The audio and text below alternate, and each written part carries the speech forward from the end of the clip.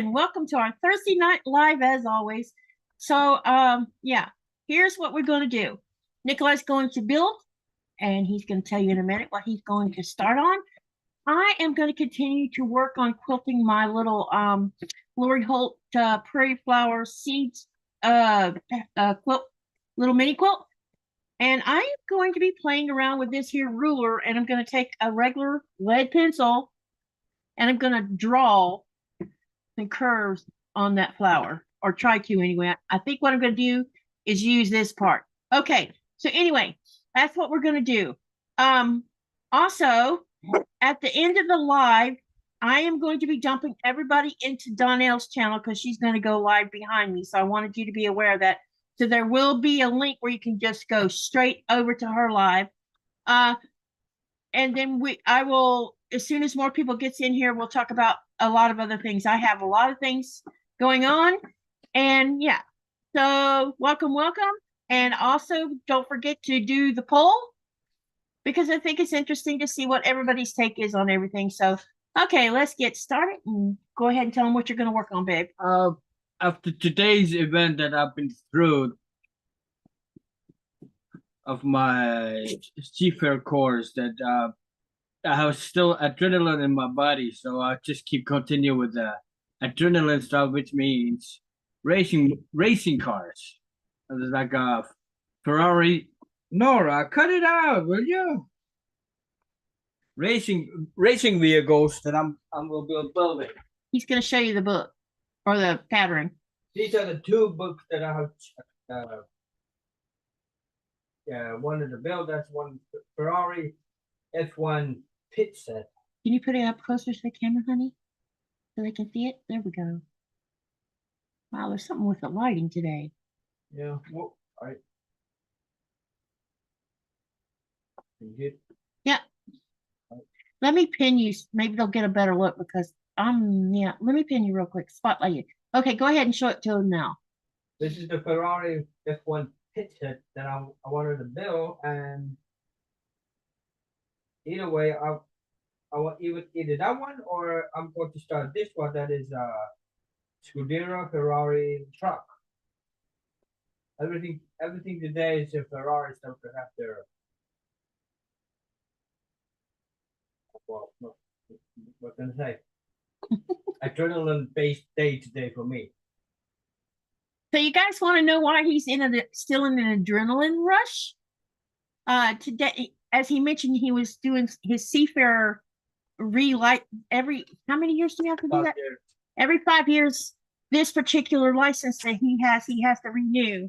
And so this is where if a ship is going to sink or there's a fire on board and they have to bail, it's part of training on how to get everybody off the ship safely and into, that's called a dinghy, right? Life raft. Life raft. Okay, yeah. How to get them off a ship and into a life raft safely without any loss of life. So today, well, yesterday they were jumping in the water in suits, and today I went down to watch them deal with what did you call it again? That's a life raft. Getting on board on the life raft. Yeah, getting on board on the life raft, how they open it, the whole 9 yards. Now, in regular circumstances, all of this would be happening on a ship, but it was done right in the harbor. So I have several videos that I've shot today from that, and I will be putting that up on my YouTube channel. So stay tuned for a short to tease you for a long version of it. I think it's going to be interesting that you guys get to see some of what Nikolai does when he's out at sea with his mistress. And most of you know that it's a joke between me and my honey that his mistress is the sea and that ship he lives on. So yeah. All right. So let me say hello to everybody that's already come into the chat, and then I'm going to show you what my plan of attack is for the continuing on with quilting, or what I'm going to try to do anyway. All right. Let me set this to live chats. And I'm going to backtrack and say, hey, so if you're in here, don't forget to vote on the poll. Alrighty. Hello. Donnell was the first one to get in here today. Usually it's Pat D that gets in here first. Hello, Herman, the Great Variety Channel. Welcome. Hello, Donnell. Hello, Don Stewart. I already said hi to Donnell twice. Hey, Frank from Florida. How's it going in Florida? Has it cooled off yet? Yeah, I'm a little hyper, you can probably tell. Hello, Lisa. That comes from being tired, I think. The lighting is really messed up in here today. What's the deal? Oh. Um, did I not turn something on? Nope, everything's on. Hello, Lori Colgan. Hello, Laura Suck. Welcome, welcome, everyone. What is Donnell sorry about with Pat? I don't know. So anyway, I hope that the lighting's not going to be weird. I don't know what the deal is. Everything's on. All right. So last time y'all saw me working on this, I had already I quilted the inside of the love block itself. Now, and then I went along the outer, I don't know how much you can see. You should be able to see at least the indentation of the quilting as I went around the flower. And then down here, I've gone around the outer edges of the leaf and the stem. So what I'm going to do is I went on a hunt from one of my, I only have 3 quilting rulers right now. I'll show you the other 2. One of them I don't even know how to use currently because I'm a little confused about how to work it. So here's one of them. And there is going to be a video about all the rulers I actually own. Y'all are going to be kind of like shocked, I think. But of course, I might not have as many rulers as most people do. So anyway, there's this. Ooh, you cannot see this. I need something dark colored to put this ruler on. What can I use? Oh, let's try this. Okay. I don't know if you can see this or not, but this is what they call a heart border template for quilting. It's for free motion quilting, but I'm not going to free motion tonight. But this is what the ruler looks like. Yeah. So I have one of these, but I don't know how to use this one yet, so we're not even going to play with that one. And then I have a Creative Grid Slim by Angela Walters ruler. So you can do straight line rulers work. But I also have, and I need to get this back over here so you can see it, something called Scallops and Waves Easy Peasy Quilting Template by Fat Quarter Shop. And that's what that looks like. What I'm going to do is use this one side of the wave, I think. Okay, so my plan is that I'm going to take a pencil, which just a regular leaded pencil, because I have an eraser that I can erase the marks off with, because I don't want to use a friction pen. And I think what we're going to play with today is I'm going to work on the leaf structures with the waves. I can't decide on how I want to do the flower, but I'm thinking about maybe doing like a curve around the outer edges of the flower to give it more definition. But for tonight, let's play with the leaves and see what I can come up with. Okay. And Herman says, let me see, Herman must have asked questions. And yeah, welcome to the chat, Herman. And let me see, I'm sure you have a channel or you would not be here. Go to channel so people will know what this is. Ah, Herman is a variety channel. So any of you that like variety type channels, here's Herman's link. Okay.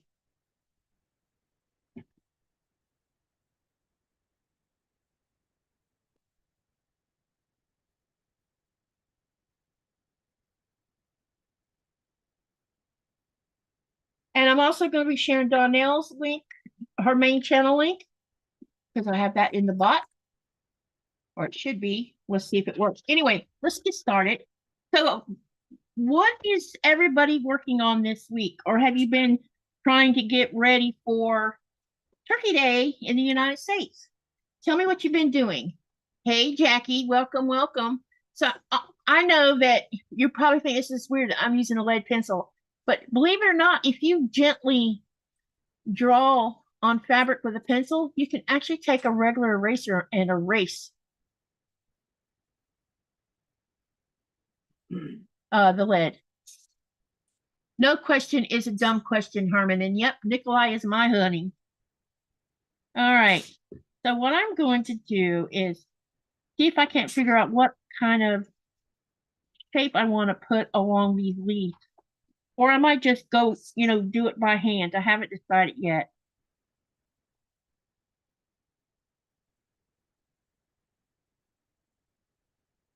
All right.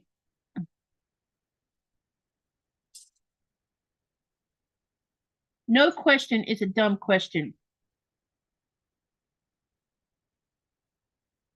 You know what? I think I'm just going to hand draw. I think.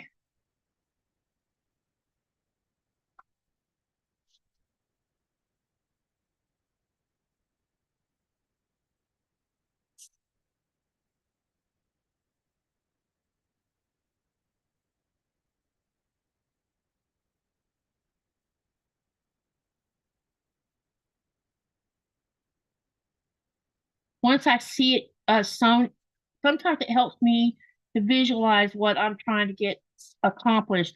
And once I have one side of a leaf done, then I'll be able to probably not need a pencil because I'll be able to do it by looking at it. So I've set my stitch length for this part at 3.20. That's what I'm going to use because I like having a little bit of a bigger stitch. Plus, I'm a very newbie quilter. So, there's that. All right. Let's go ahead and I'm going to go ahead and start quilting this. And quilting a star quilt. Need to wind bobbins before starting. That's what Dawn is doing. Okay. And Nora, you're right in front of my foot pedal, little one. My dog likes to park her butt under my desk, which is fine, but she likes to lay so that her head is right between my foot and the pedal of the machine.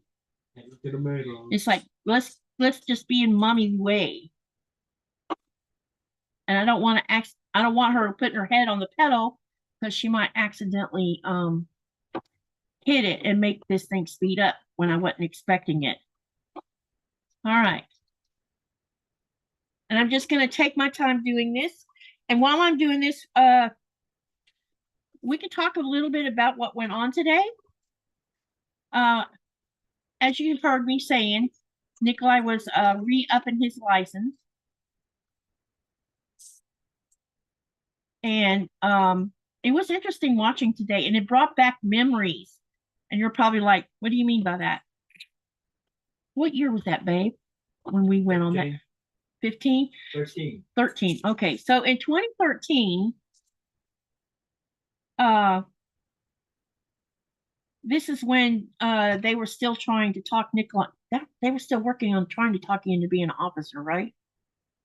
No, you hadn't been an officer. They was just wanting you to be, if I remember right. So anyway, he was going to be on this ship called the Christian Hoy for a little bit. And it turns out that the ship had issues. So Nikolai went ahead and got back on the Coxsey yacht. But anyway, the captain of the Christian Hoy said that they were bringing the ship down for some engine work and asked Nikolai if he wanted to go to the hot springs with him and bring, his wife with him. And so Nikolai asked me about it. I'm like, sure, why not? So we went to the hot springs in that big empty ship. And then we spent the night in Nanada Lake because the weather was supposed to have been bad that night, but it did start. However, the captain decided he wanted for us to leave the next morning. When we got ready to leave, all heck was breaking loose outside with the weather, and the ocean was horrible. And I'm okay with the motion where the ship does like this. No, I don't experience it, but when it does like this sideways thing, oh boy, it makes me really sick. And the storm was bouncing this empty how many meter ship was it, babe? 40. Was a 40-meter small factory shrimp trawler ship. And so it was getting knocked around like a cork. And I told Nicholas, I said, I'm going to take, because we had Ichi with us at the time. I said, I'm going to go down and lay on the bed because I just couldn't get my stomach to behave itself. And he said, okay. So I'm laying down in the cabin on the bed, and I'm thinking, oh my God, my stomach's never going to calm down, you know, because it was just crazy what was going on with it. And so I suddenly hear the engine on the ship go to speed up. Then I hear this screeching noise, and then the ship died in the water. And I'm like, uh-oh, somebody tried to push the ship knowing it had engine trouble. And I'm laying there, and I haven't got up to go see what's going on because I'm like so over feeling sick, you know. And a few minutes later, Nikolai comes downstairs, and he says, you need to come up to the bridge. And I, of course, me being who I am, and I said, no, I'm not going anywhere because I don't feel so good. And I hem-hawed around about it for about 5 minutes. And finally he says, get your out of that bed right now and get up to the bridge. And I'm like, and he raised his voice at me. And I'm like, what in the world is your problem? Just do what I asked. And I didn't realize that we were in trouble. And so I got up, went upstairs, and he says, you can go sit in the captain's chair. I'm like, okay. So I'm sitting in the captain's chair, and I'm watching people do this. There's these guys. There's my husband, the captain, and I think wasn't there 2 other people on board? Engineer. Yeah, there was 2 engineers on board. And they're running around like chickens with their heads cut off. And I'm thinking, what's going on? You know, I'm totally oblivious. Or at the time, I didn't realize we were really in trouble, but I did notice that the ship was, every time another gust would hit the ship and send it flying in the water, it was pushing us toward this mountain, and there was this outcrop of mountain sticking out in the water. And I'm thinking, we're kind of getting a little close to that, but there's no propulsion to stop that from happening. You couldn't even drop anchor because the ship would have just probably sunk anyway. So finally, Nikolai comes in there. He says, I need you to put on a suit. And he showed me the suit. So he helped me put on a suit. And it's the same suit that they wore today in the seafarers class that you would put on people to get them off a ship. And so I got dressed. He helped me get in it. And, you know, it's not easy putting these suits on because you have to, I left my shoes on, or did we take them off and put them in a bag? Put them in a bag. Yeah, so you have to take your shoes off because you have to put your whole body into this one big, enormous piece of suit. And it has these neoprene and like diving stuff that goes around the sleeves and around the face here. It's the whole thing. And then we only did like from the neck down. We left the hood part down because as far, you know, I didn't know why we were having to do it. I still hadn't occurred to me what was going on. And so a small boat came and got us. Well, we had to get on in the life raft first. And then a small boat came to get us. And the small boat was hauling us from the life raft, and they nearly broke my hand because my hand got caught underneath the rail that was on the boat, small boat. And even then, I just wasn't scared, wasn't worrying about what was going on. And Nikolai thought that I would just panic and he would have to do something because most women are like, oh my God, I'm going to die, you know, but I wasn't doing that. I was not saying anything, actually. I was just watching what was going on around me and a little like, what's wrong with these guys? You know, I didn't realize we were in such trouble. So we ended up staying in Mandalorian like for another day or 2, I think, or one night anyway. And when we finally got home, and Nikolai Nikolai was talking about what had happened, I finally realized that we were really in danger. We were really, we could really sink. And then it hit me, and then I had this little meltdown, you know. But I didn't feel unsafe, and it might be that I knew that Nikolai's been doing this his whole life, well, his whole adult life, and it may be that my brain was like, "Don't worry about it. It's okay. It's all good." Okay, so let me see here. I have done the top half of the leaf. Now I know what. Yep. Okay, let me show you what I've done, so you can see what I'm trying to accomplish here. Can you see the design right here? Now what I'm going to do is I'm going to take this same design and I'm going to go in the opposite direction. So I'm going to give it like a leaf.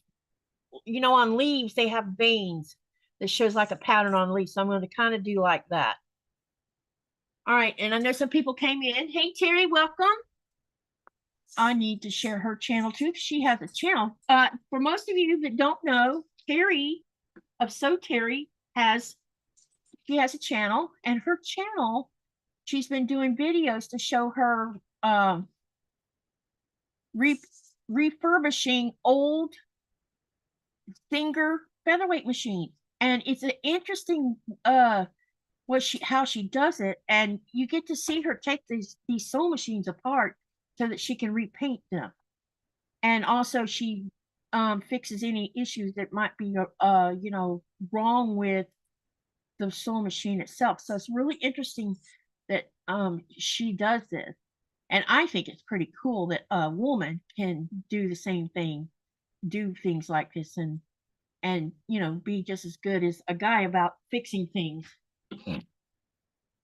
All right, so let me share her channel. So it's So Terry, and here's her channel. I need to get this box where I have stuff in here, and then I'm going to share Donnell's, and this is for Donnell. Hello, Jody. Welcome, welcome. Hey, John Clark. It's good to see you here. I'm also going to share Jody's channel. Some of you might find her channel pretty interesting as well. So let me go find her channel link. I'm going to have too many browsers open in a minute again. Copy, close that, and that. All right. Ooh, what's going on? Okay, I think I should be able to close this one. Hope so. Honey, if I disappear, you'll know why. I might have closed something by accident. Oh, I didn't see it. Oh, that's right. You're only seeing what? The Zoom, right? I couldn't even, must have looked. And here's Jody's channel. That marketplace. Yeah.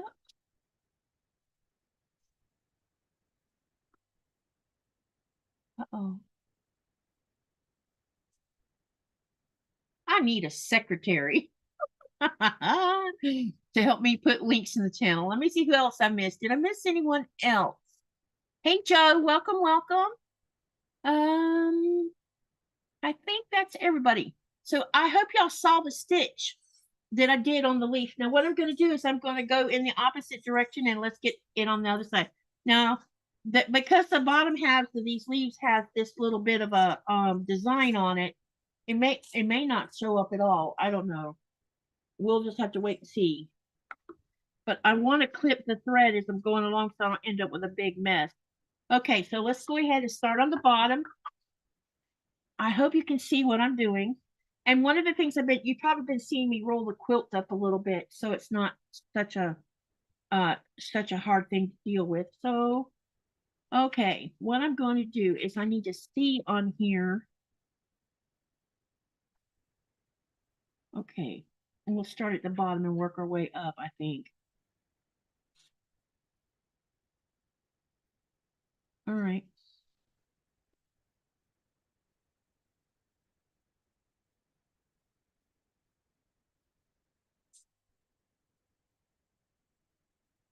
Okay.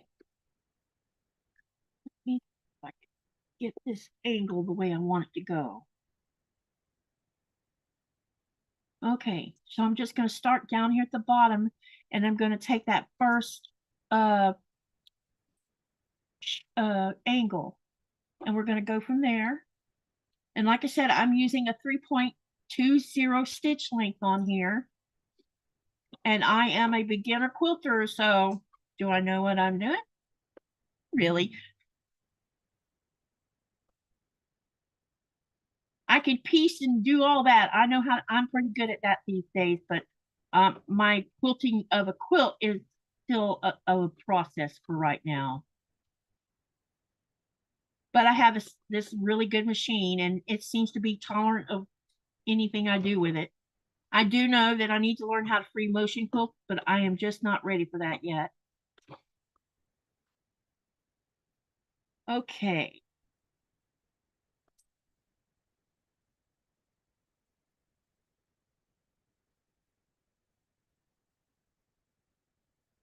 Come back down here and start again. Let's see here. I want to run up and do the top first. Okay. So we're going to come back down here where I started at. Come back in.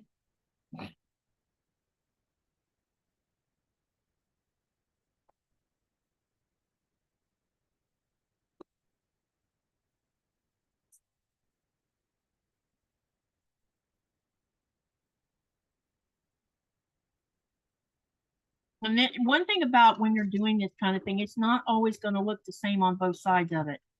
It's just going to look similar, but I can probably say that no one thing is ever going to be identical if you're doing this the way I'm doing it, because I'm doing it, with no computer guiding the needle. This is all me doing it, manually. Okay. Then I'm going to come down here again, and there's going to be lots of threads for me to clip off.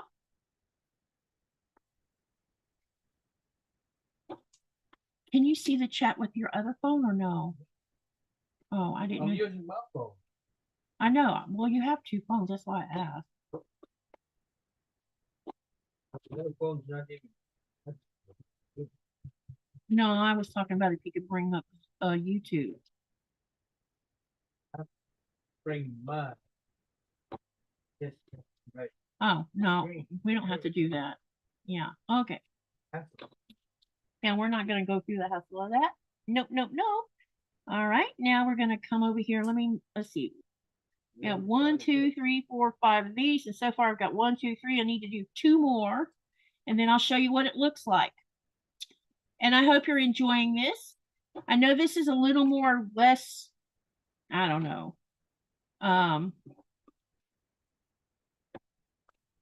It's not piecing, put it that way, where you can actually see me doing something as I'm doing it. I just wanted to work on this some more because practice, helps. And then I'll answer some questions. So if you haven't done the poll, please do the poll. And then we're going to talk about the poll. I've been on a little bit of a history thing lately where I want to, learn new things that have to do with, when was the first quilt? What was the most popular quilt back when it first started? When did the first piece block happen?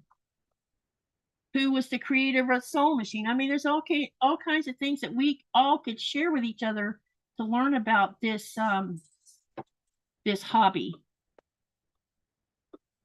Expensive hobby. I wonder which costs more, the Legos or my fabric. Fabric and the machine. Yeah, but that Millennium Falcon was not cheap. I know, but it's less than your machine does. Or I don't remember what we paid for. What do you remember what we paid for? Well, 12.5. No, I mean the Millennium Falcon. Oh, so it is half that. Okay, you're right.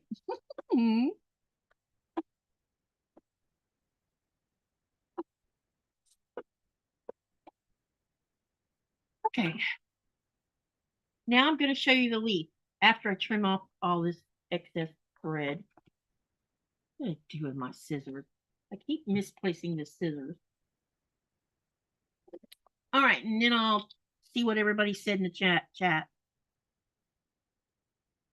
Babe, when you get portions of yours done, can you show them in the camera and let me know, and I'll spotlight you, okay? So here we go. Let me show it to you, and then I'll look at the chat and see what everybody's been saying. What do y'all think of that? Do you think it looks good? Or do you think it's a little bit messy? I don't think it's too bad. Especially good for a newbie. I wonder if I could put one. No, I don't want to put one more up there. I think I should leave that as it is. Okay. All right, now let me see what's being said in the chat. Hey, Becky, welcome. Can you share Sandra Kay's channel? Is she in here?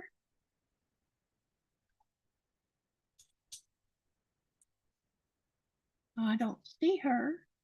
Because the way all right, let me just go try to find her.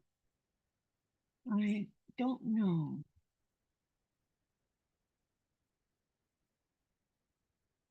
Becky just popping in to say hi.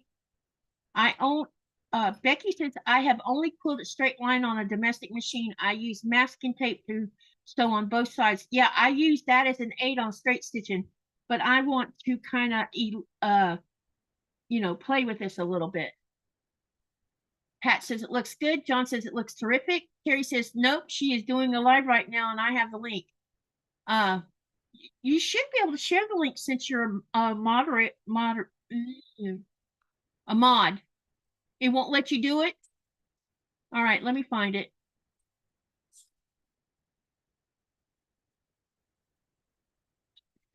Okay.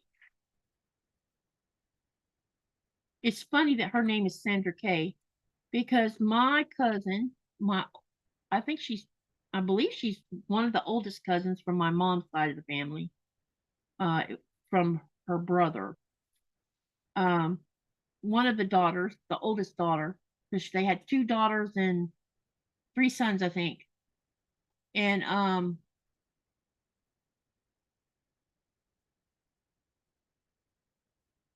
her name was Sandra Kay.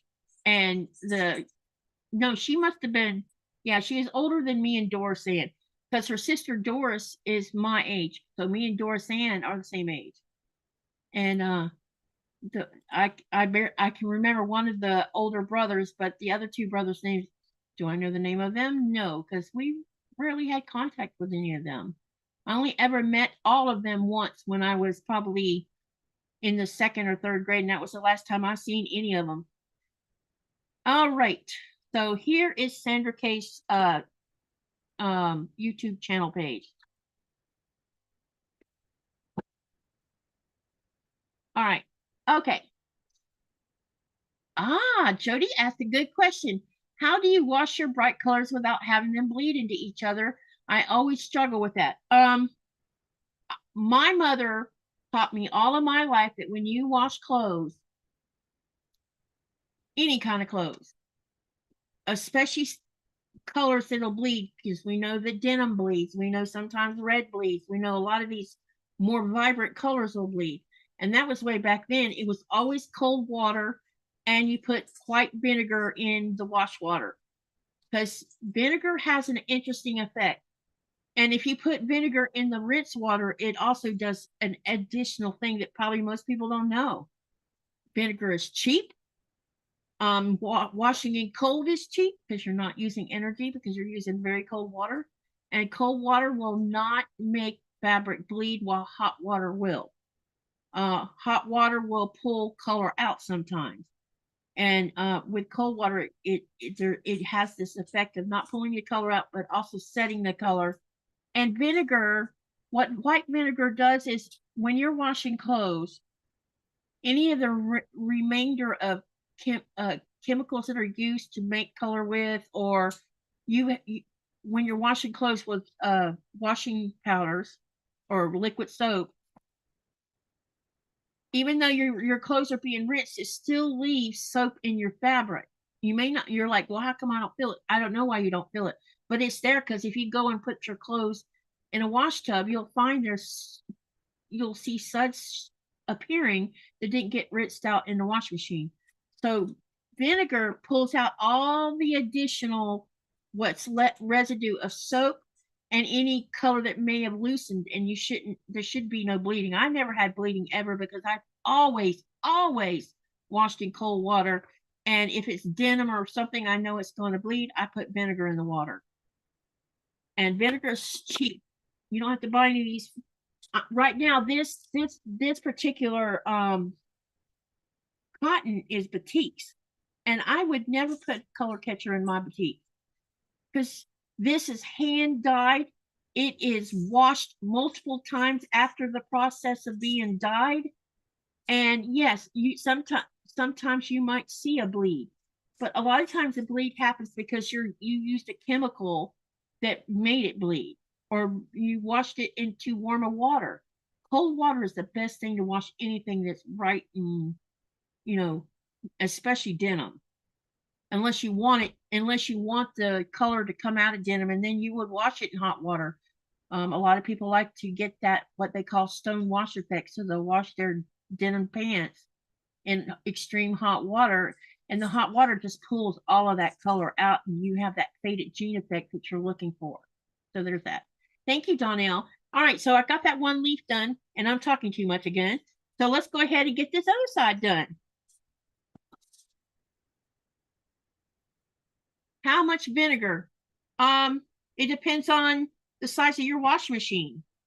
If I have a front loader now, not the old standard kind. On the old standard kind, you probably could put a cup of vinegar in with your wash. And if you have like a rinse receptacle where you dump fabric softener in, instead of putting fabric softener in there, put the vinegar. Oh, by the way, that's the other thing. You don't have to use fabric softener. You can use vinegar to soften your fabric. That's the other thing that it does. The thing with fabric softener that no one tells you about is, yes, it softens your fabric. And all of us have washed blankets and sweaters, all kinds of, we all use fabric softener just about on everything. But what the manufacturer doesn't tell you is it will leave a residue on your fiber. And over time, the fiber is not pristine. You'll notice there's a change in the fiber, and that's because the fabric softener sticks to the fiber. With vinegar, it softens it and pulls out any chemicals that are still sitting in the fiber, and it keeps the fiber clean. Bet you didn't know that. The other thing is did you know that you, instead of now I don't do this, but I have a friend who does. She doesn't use conditioner in her hair as the last step of her hair care. She uses white vinegar, and she says her hair is just as soft as if she was using conditioner, and she's not putting any chemical in on that hair shaft. So there's that. So Samantha, if it's a big huge load of clothes, I would put 2 cups. If it's a small load, put 1 cup. You'll have to kind of play with it, the ratio of it. And vinegar is so cheap, I wouldn't worry about it. And you're probably wondering, well, is my clothes going to smell like vinegar? No, it doesn't. I mean, you have the scent from your washing powders already there. And even though it'll pull the what's left of the soap out of your fiber, there's still that clean, fresh smell that you get from the soap. And the vinegar does not override that. I have never had anything. I wash my clothes quite a bit with vinegar as a secondary additive to my washing, and I've never had anything smell like it. You would literally have to dump a gallon of vinegar in the water for it to smell that way. The other thing is I run most all of my clothes through a second rinse. So there's that too. Okay, let's get started on this next one. All right. Now, make sure I'm going in the right direction. I don't want to go in the wrong direction with this. There's so many things that, we as human beings, because manufacturers and designers, you have all these fancy washing powders. And I don't know about you, but I can barely walk down a washing powder aisle in the United States without my asthma being triggered. Seriously, it's so perfumey on that aisle between all the washing powders, all the fabric softener. I've gotten where I can't even use liquid fabric softener because it triggers my asthma. It leaves that smell on the clothes and automatically I'm having an asthma attack. So think of this. I was thinking about this yesterday, in fact. I saw someone had posted on a YouTube channel about stop buying scented camera or candles. And I already knew why she said to do that. Because there's perfume. I don't, if you go and buy a candle from say Walmart and it's cherry scented or it's some perfumey smell, it's really strong. That's a chemical that they're putting in the paraffin. So when you light it with a lighter, that is going into the air. Then you're inhaling that smell, which is going into your lungs and into your sinuses. And over time, that can create secondary trouble. The second thing is anything that the plug-in air fresheners that somebody put in their plugs, you guys are inhaling that into your lungs and into your sinuses too. And you can't tell me that's safe if you're trying to prevent yourself from getting, forms of cancer. And it could be the reason so many human beings have cancer these days. And no, we're not going to get on a rant about it. I'm just pointing out there is so many things that didn't used to be done and cancer wasn't so big. And now cancer is like this huge problem for the human race. I mean, I know more people now who have been treated or have died from cancer than I used to know as a kid. It's really strange that there's so many, and dogs are getting cancer, cats are getting cancer. There's something going on that's causing all of that didn't used to be a problem in the old days. Yes, there was cancer in the old days from time to time, but you didn't hear about it so often like you do now. A lot of people, when people talk about essential oils, that is probably about as natural as you can get because it comes from nature.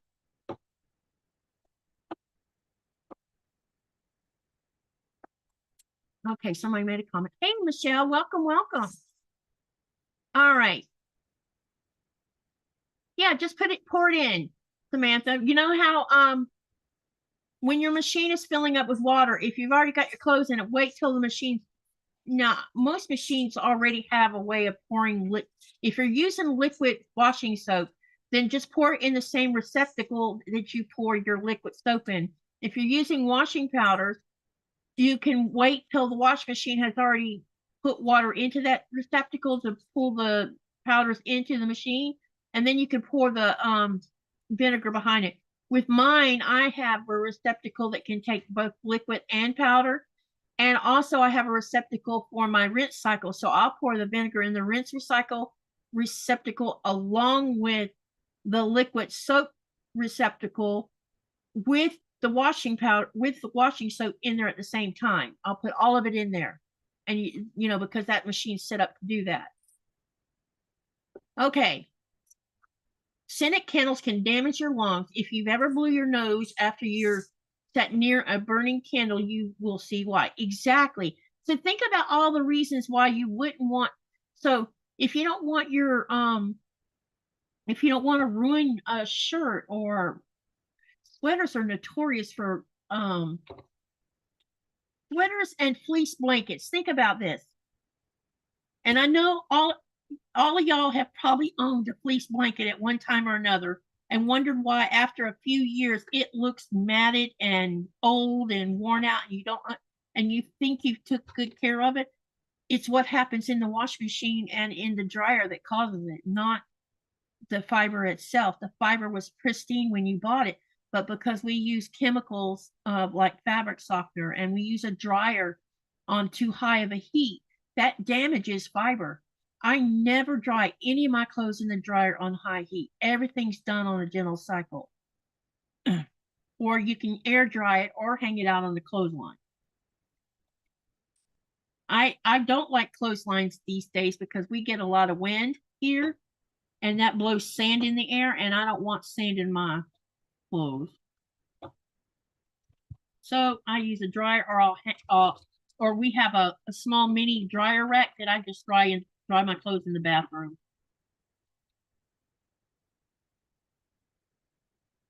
And I think I should have run that right up closer to that main theme.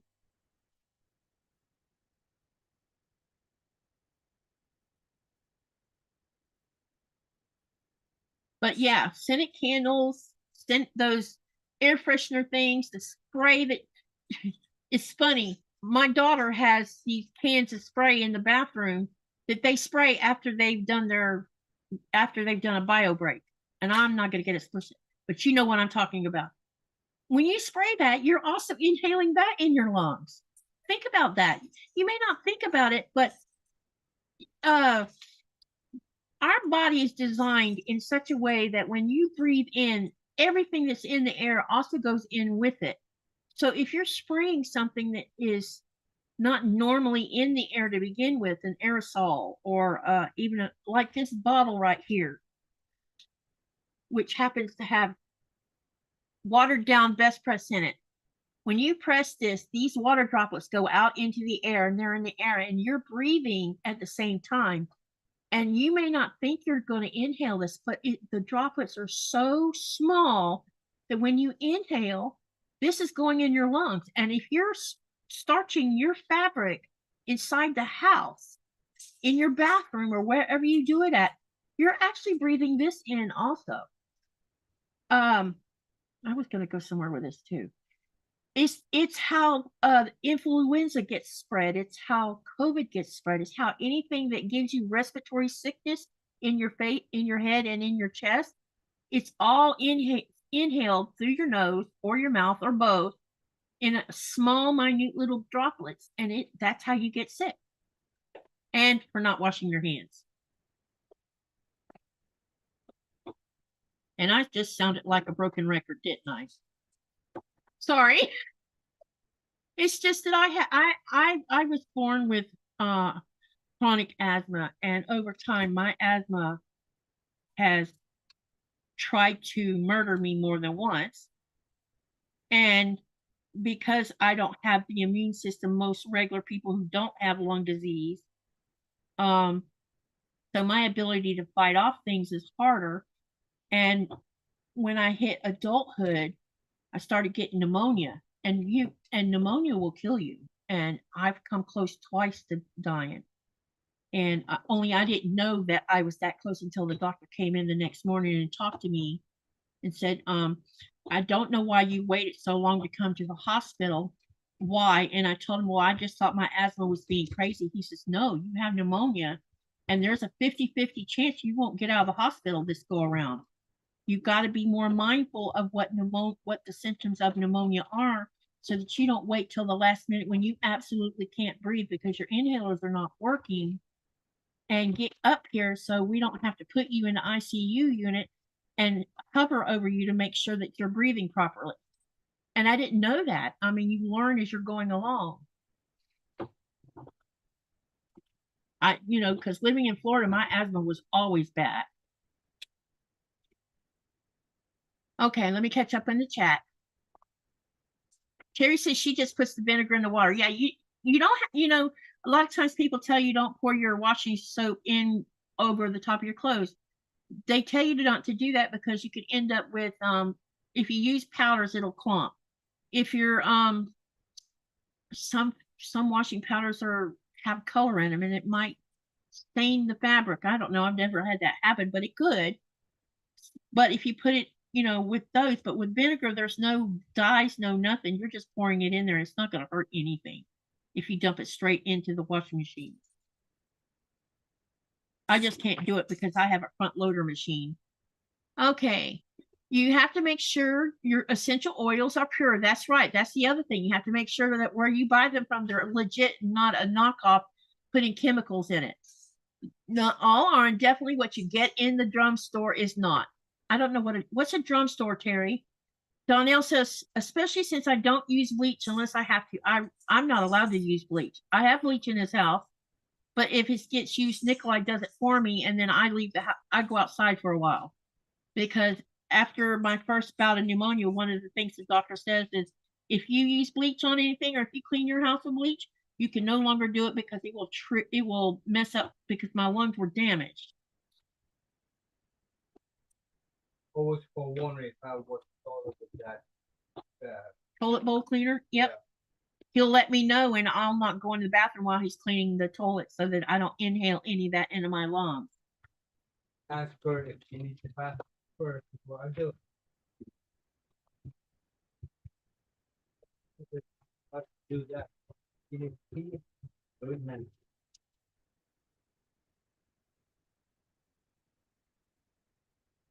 So you have to, when you have lung disease like I do, there's things you have to do to protect yourself because I don't know about anybody else, but I want to live a long time. And so I try to do things to compensate for my disability because that's what it is a respiratory disability that I've had to live with my whole life. The only time I get to breathe like regular people is when I go to the ice cap. Okay. Hey, Mom, what's Nico built? Oh, is that Jägermeister? Okay. Jägermeister wants to know what you're building, honey. I'm building a Scuderia Ferrari truck.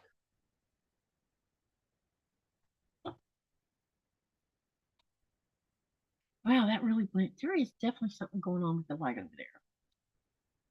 I have already finished the racing car. And it looks, I don't know, it looks like this. Can you see it, honey? Oh, yeah.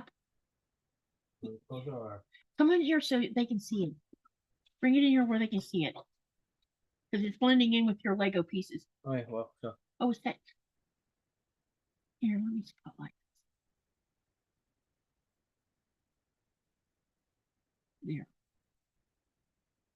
This is a Formula One racer car.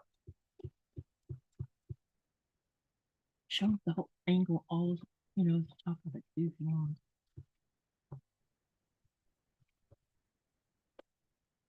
It says number 2 because I have two different sets that I wanted to build.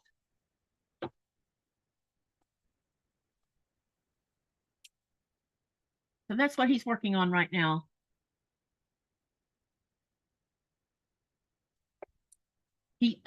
Jody says, nice. Hey, Tuber. Hey, Kevin. Welcome. Kevin is the owner of the Tuber Chat channel, and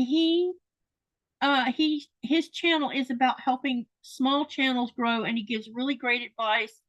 And if you're having trouble with your small channel and you're trying to figure out how to make it grow, go over and hang out with him a little bit, and he'll talk about all the different ways that you can help. He also does interviews with channels who started out small and now they're humongous channels, and they give great advice on what you can do to make your channel grow better.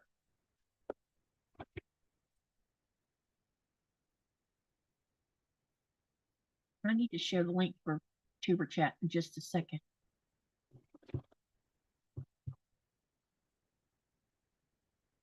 Okay, I'm almost done with the bottom portion of this leaf, and then we're going to go to the top part of this leaf and do the same thing.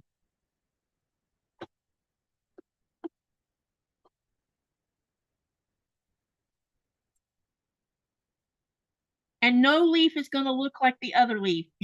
This is what happens when you're just going with it. All right, let me share Kevin's channel. How you doing, Kevin? Thank you for coming by. And this is his link also. And I got it. All right.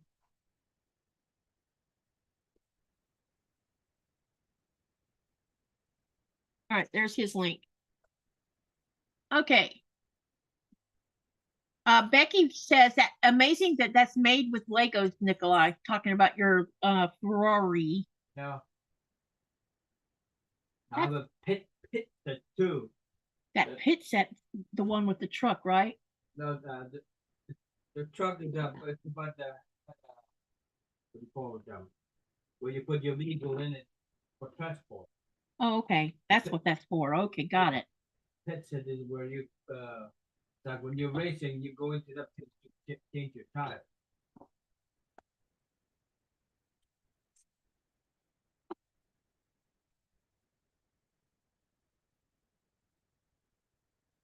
We could turn this right up here. You will have a pit crew waiting for you to change your tire. Hey, is there anyone in this channel right now that's been quilting for a long time? I have a question I would like to ask.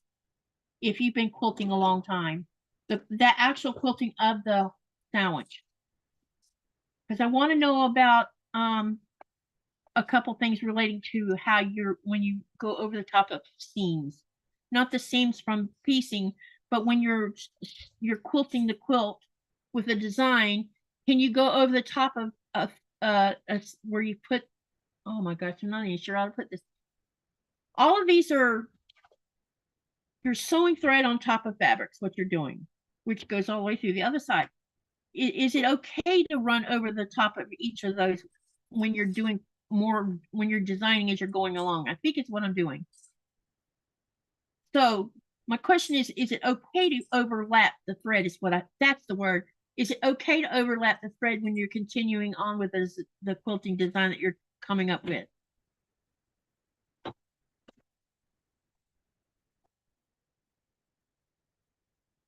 Because that's where I don't have knowledge at. And I don't think that I've heard anyone really talk about what happens when you run over each row of thread that you're doing.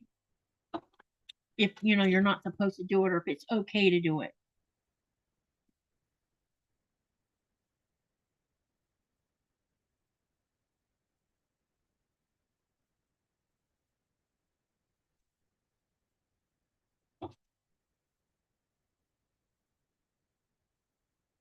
Like cross over your lines, some don't, some do. You do you. Okay, but if yes, you can overlap stitches. You make the quilting rules. So if you were entering, if you wanted, I'm not entering this. I'm just legitimately asking this question. If you wanted to enter a quilt into a quilt show and you overlap your thread, does that penalize do you get penalized for that, or is that just part of your quilting style when you do that?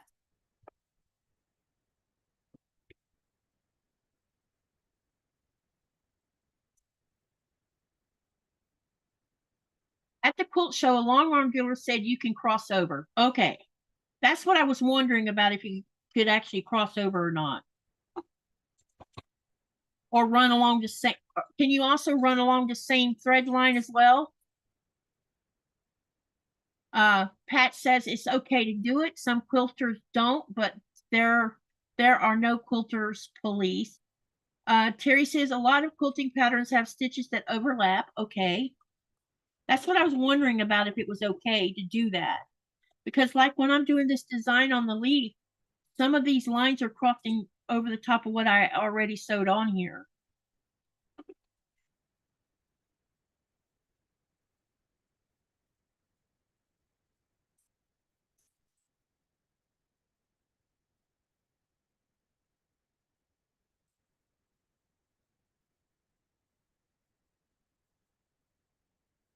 Why not overlap? I don't think they disqualify you for crossing over your stitches. Everyone would be disqualified. Yeah, especially if you're straight stitching and you're doing like a diamond effect you do. But I was just wondering, like when you're running down the side of a already sewn place. Terry says Kevin's channel for those who missed it. Yep. Anyone who wants to help, need help getting their channel to grow better, he's the man to go listen to and ask questions and listen to some of the interviews. This is what I've been doing lately, because I'm trying to, I didn't start the channel. I'm not wanting to be a big channel. I just want my channel to be established, where I don't worry, well, if I miss a week where I don't sew or something. Yes, of course you're going to have less viewers by doing that. But if you can get it to be productive all the time and not worry about the watch hours going down, or I don't know. I'm not explaining this right, I don't think.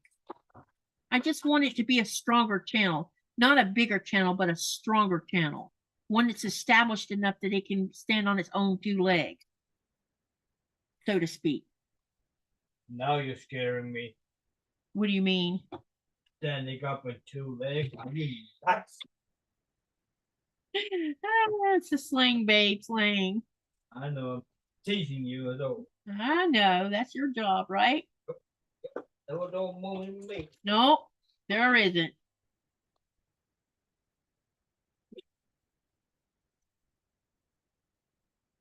As you always point out, it's your job to make me laugh.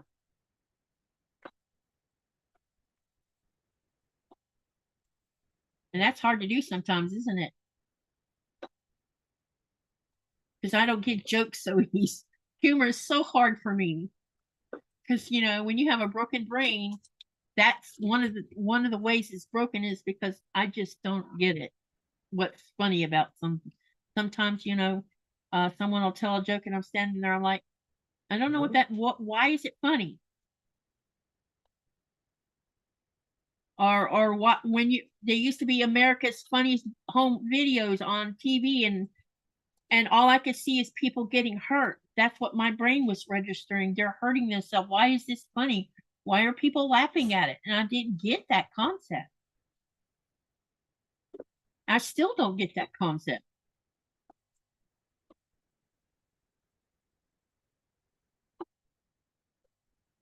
All right, we're coming along with this. My mouse is in the way. So what I'm trying to do is I'm making sure that as I'm moving the quilt back and forth to do the design that I have in my head, I'm trying not to like go too fast or too slow so that I'm trying to be consistent with how my stitches look. It may not be perfect where each of these match each other as far as the way I'm doing the veins, but the stitching is fine. And I think that counts more than whether I did too many veins on one side or not enough on the other side. Because I'm about to show you this one. I'm almost finished with this one now. This bottom set. And then we have 2 more to do. I haven't decided what I want to do about the stem. Any ideas of what I could do with the stems? Should I do like wavy lines on the stem? Or should I just go up the side of the stem and then like I did with the letters on the love block so that it poofs out the stem a little bit? Should I do that? Why does this say prepare and live stream? Do you have that on your screen too? Oh, you can't see it. Never mind. Sorry, babe. I forgot we had that turned around. That's weird that it's saying that. Can you see the chat? Yeah, I see the chat.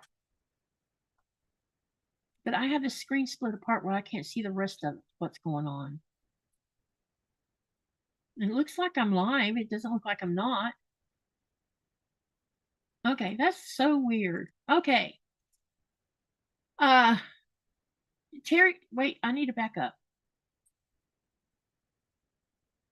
Have you ever, Nancy asked me if I've ever watched a Quilting Nerd. No, never heard of them. Need to backtrack some more, looks like.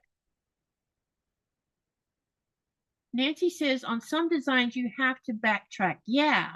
And then Terry says, Katy, you have been doing an awesome job with your channel, refining it, adding concepts, brave to you. Yeah, y'all are going to be, I'm going to have fun because I have some I'm going to announce soon in the chat tonight or on the live tonight. I'm going to talk about because YouTube made an offer I can't refuse. I don't know how many channel creators got the email, but I was one of them that got the email. So while I'm doing this, we can talk about it. I have 9 people who are actually paid members on my channel, and I haven't spent a lot of time. Yeah, I'm laxing on taking care of my paid members. We haven't had a Zoom in a while. And you know, I've been putting some videos up where they see them first. I wish I could do lives that way, but I don't think you can. I've been doing that, but I feel like I'm coming up short on doing things for the paid members. I haven't spent a lot of time asking people to be a paid member because I'm still, I don't know, I still don't know how I feel about that, because a channel grows because of subscribers, not because of paid members. But paid members can help you buy things like technology, like, I need a new tripod, and I don't have money right now to buy a tripod. It can pay for little things. It's okay. Just ignore it, babe. They don't care if you stay here. So, I have 9 paid members currently. And I got an email from YouTube the other day saying if you make 2 videos that are for members only, and it has to go between now and December the 17th, and you also comment in the community tab for members only, 2 posts for them, and it stays up from the time you put it up until December the 17th, you can earn $200 from YouTube. Now, who's going to pass up on free money? Because no, it's not free, because you have to work your butt off to make videos, but it's free in the grand scheme of things because it's added income that you weren't expecting to have. So I figured out what I'm going to do to make some videos for the members.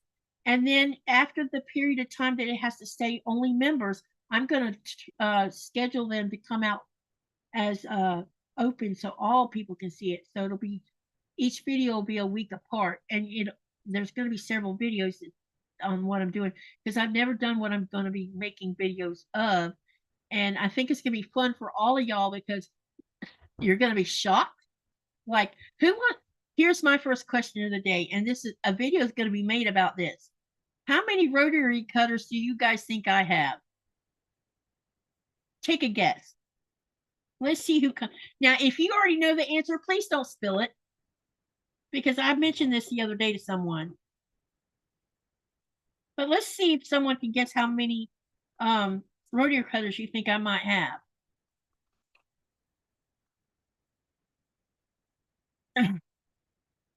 So I've never done videos about what I have as far as notions.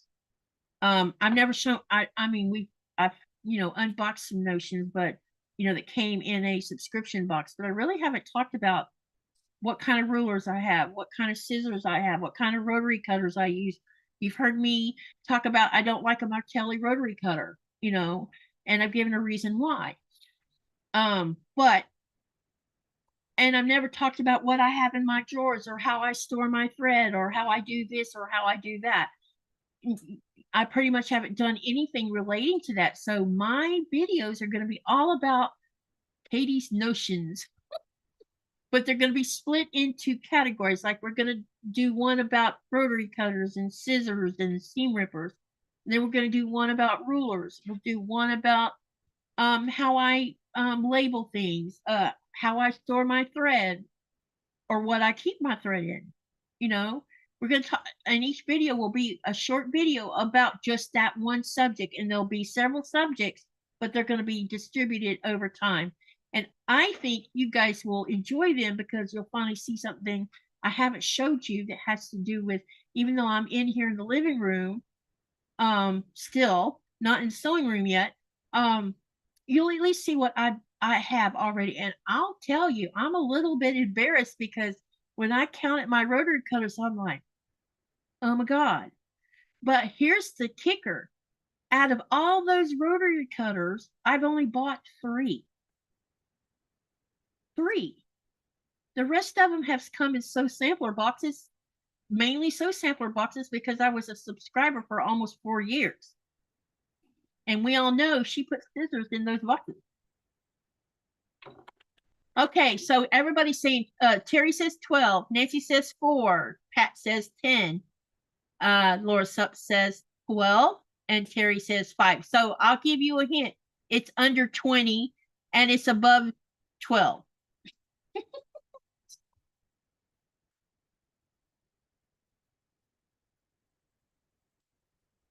And my scissors are even worse than that.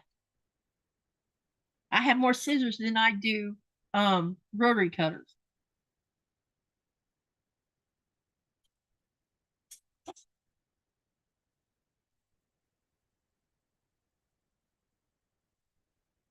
But I thought it would be fun for y'all. Y'all are close. I have 16 rotary cutters.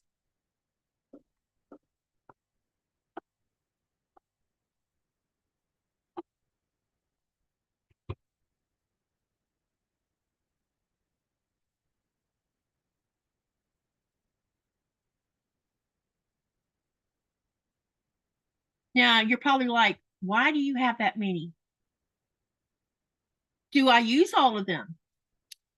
No.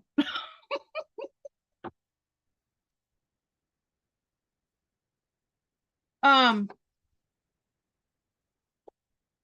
many of you in this channel use the Martelli one, which is this one? I'm curious. Tell me, say yes, you do. No, you don't. I want to see how many, because I cannot use this thing. I stand up and I cut and trim. I do not sit down and cut and trim.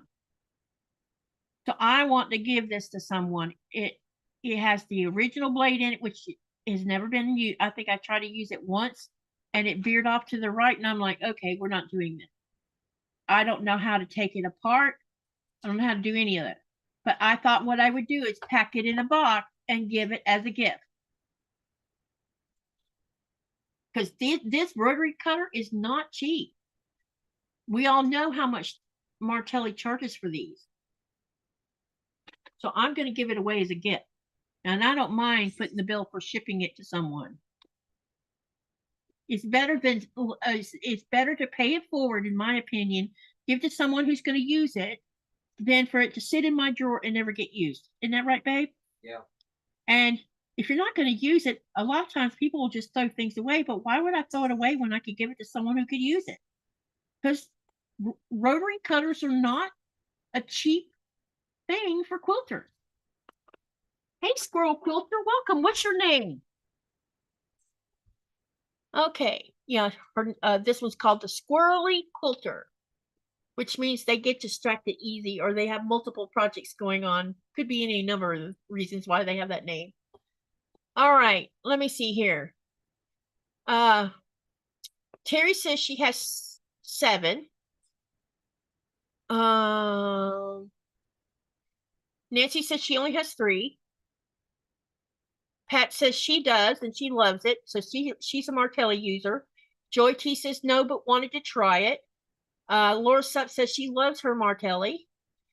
Nancy says, not me, never used one. Terry says, I have the same issue. It bears away from the rule. Exactly. And it's because I cannot sit down and cut fabric.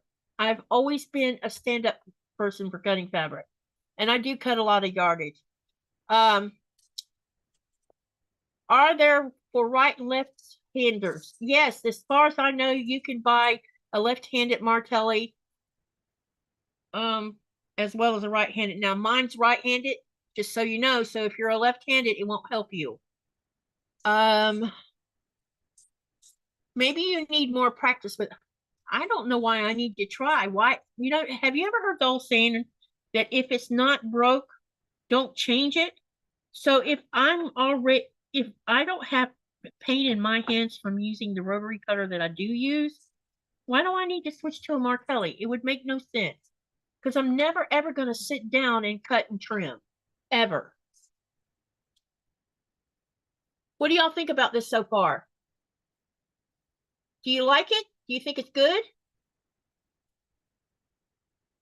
No, every time I try doing it standing up and it veers off to the right, and because I cut yardage, I cannot afford to ruin yardage because it veered off to the right on a ruler.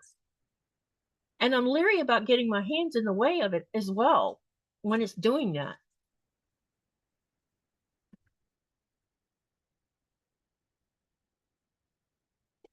Lori says she has 2 Martelli cutters, but both have broken springs in them. Uh-oh. Nancy says she's right-handed. The Squirrely Quilter says, I love my Martelli, but the spring kept coming off, and now I can't even get it back on, so I tied it open. Oh, my gosh. Frank says, I got to stand or it will shift. See, exactly. So the problem is, I've noticed that most of the people who are using the Martelli, like Becca and Ian and Tiffany and a lot of the bigger creator channels use a Martelli, but they're always sitting down. And maybe that's what this Martelli was designed to do, is to sit and cut.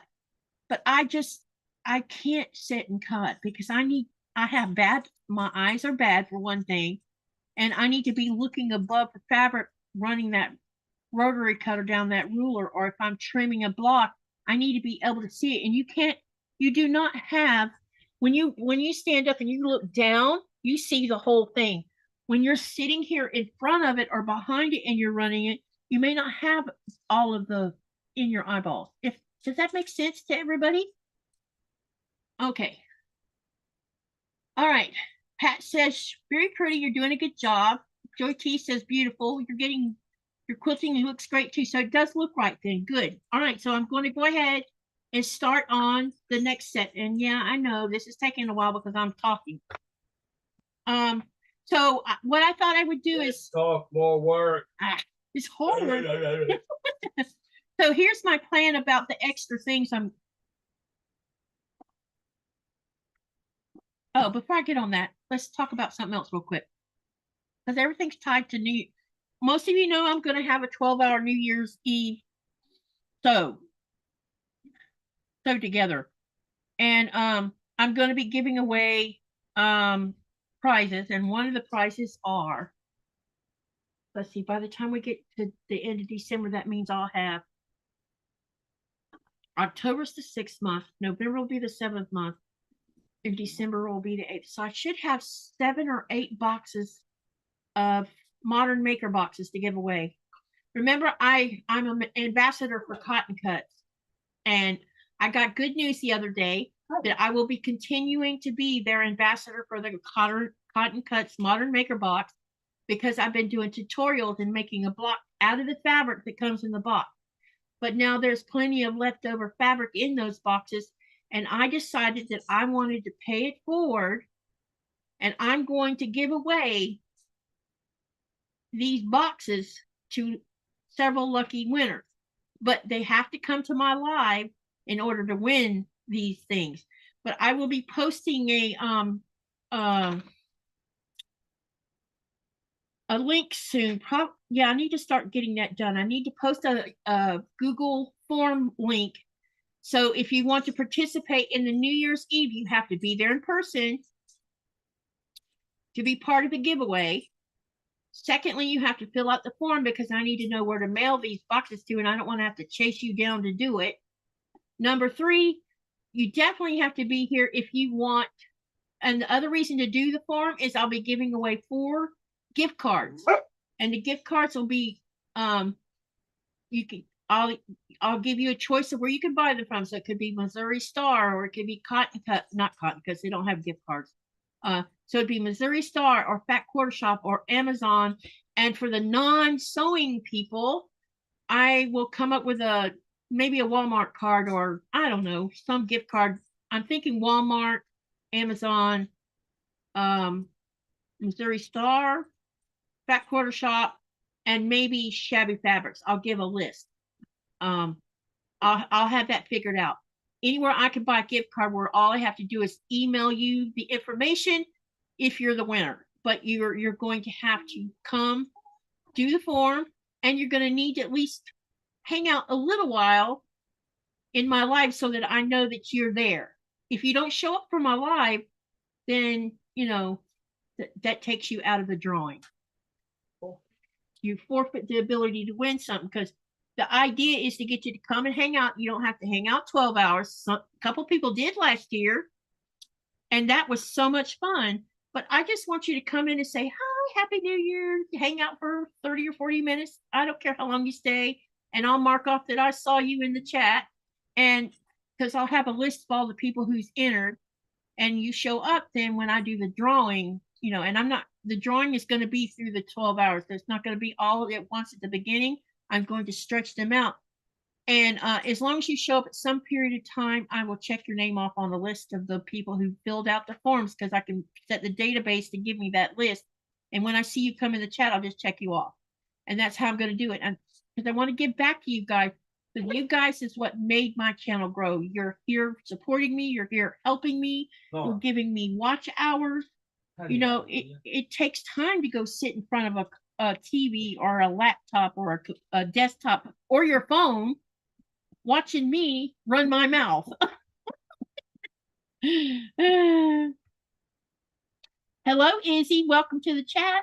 Izzy also has a channel, believe it or not, and she does her videos are interesting because she does animated stuff, and it's really interesting how she does it. I don't know how people do them, but man, it looks like hard work to me. And I'll post her channel here in a minute, unless Terry can do it for me. Terry, can you pull up Izzy Ska's channel link and share it for me if you don't mind? I think it was Terry that was in here moderating for me. So make sure you put that on your calendar. New Year's Eve. I think I'm going to start it at, did I say 7 or 8 o'clock my time? Do you remember? Nope. Wait, I don't want to do it at 8 o'clock because fireworks will start, that first volley of they will start at 9 o'clock. Oh, 9 o'clock. So, okay, so I'll probably start it at 8 o'clock my time, which would be 5 o'clock Eastern Standard Time. And I will post all these hours of when it starts. But it's going to run from 8 o'clock p.m. my time to 8 a.m. my time. And then I'll put all the different time zones listing on there so you'll know when it's supposed to be. Izzy Ska. It's Izzy Ska. She's right here in the channel. Can you see her name?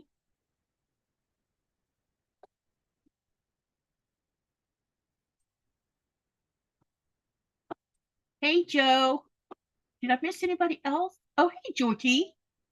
Okay, 30 to 40 minutes is not bad. Frank, we did have fun last year, didn't we? We had a good time. People came and people went. Shelby was one of them that stayed the whole 12 hours with me. It was so much fun.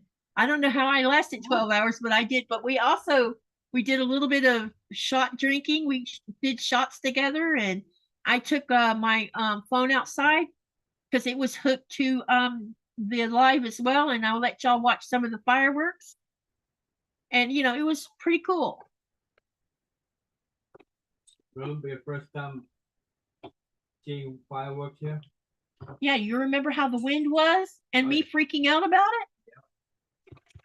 You know, we haven't, knock on wood, we have not had a windy New Year's Eve in a while too, come to think of it. A bit of rock didn't come. Now that you mentioned that, I was so worried someone was going to burn somebody's house down because the wind was so bad. Because there was a bit of rock. I'll tell you what a bit of rock is. A bit of rock is a wind from the north. This wind is created because of temperatures that are temperatures from the ice cap, temperatures of the air right above the ice cap, temperatures of the sea ocean air, and the atmosphere. So you have four different levels of temperature, and sometimes they get a warm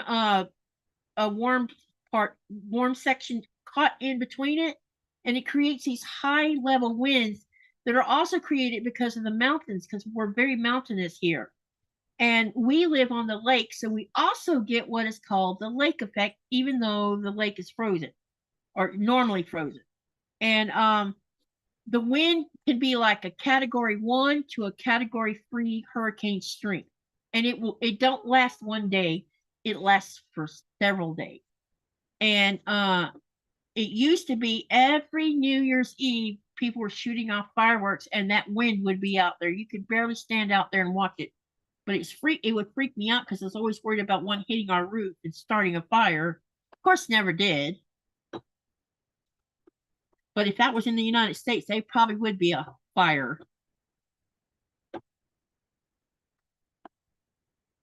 So anyway, there'll be fireworks at 9 o'clock my time, which is 6 o'clock Eastern Standard Time. Then there'll be the midnight one at our time, which will be 9 p.m. Eastern Standard Time. And I'll probably take a phone outside for y'all to watch those fireworks.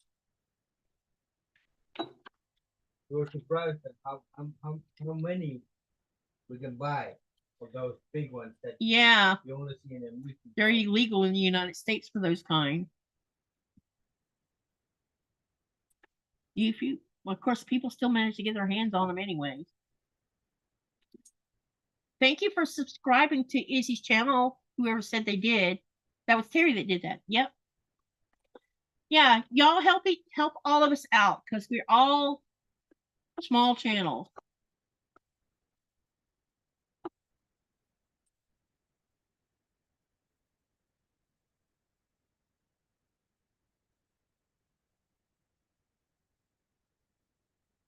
And I'm thinking about. Let me bounce this off you guys. Do you think I should? Last year I didn't really have a project. We just sewed our UFOs and worked in progress. Any of you interested in us doing some kind of sew together, like a mug rug or something? Or you know what? We could make those Moto love blocks together. I can walk you through doing it, and all you have to do is bring the fabric and go download the PDF, which is free from the Moto Blockheads 3 archive, which is on their website.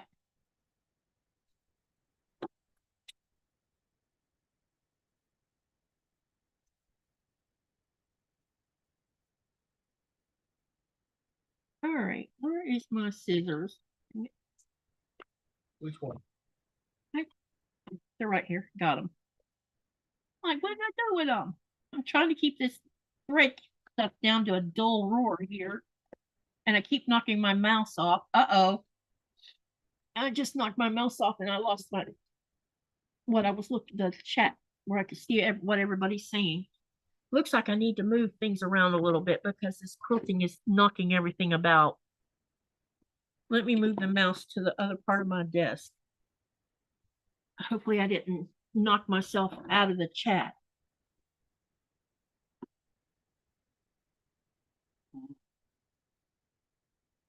The video's here, so chat should still be here too. Yep, there it is. Okay.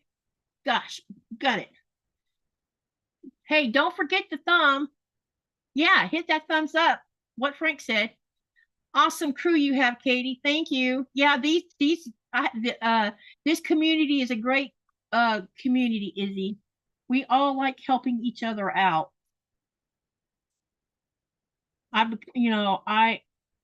They're just a great group of people to hang out with. What are you whining about? Do you want food? Did you put treats in her ball by any chance? No. Can you put some in that ball so she can get occupied instead of thinking about that she hasn't been fed yet? Because it's not even time to feed her yet. She's already got food on her brain.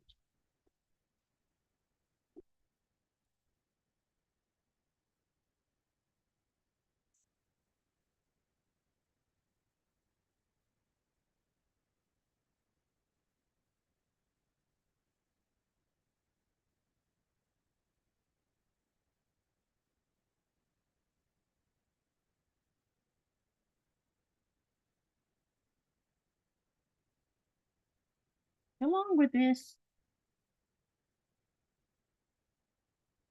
All right, now we're going to bring this down.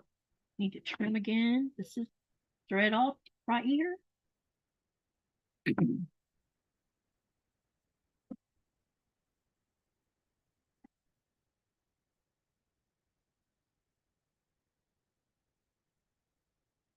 Babe? Yeah. Will you check on that meat too? See what it's looking like? It's been in the oven, what, an hour and a half now? Probably? Yeah. Kind of forgot about it, and I don't want the gravy to dry out.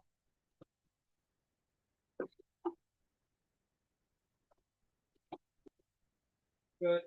Still plenty of liquid in it? Does it look like it's gotten thick? Does the fluid look like it's thickened? Yeah. Hang on. I'll be right back, you guys. I need to check something. We're making food at the same time we're doing it.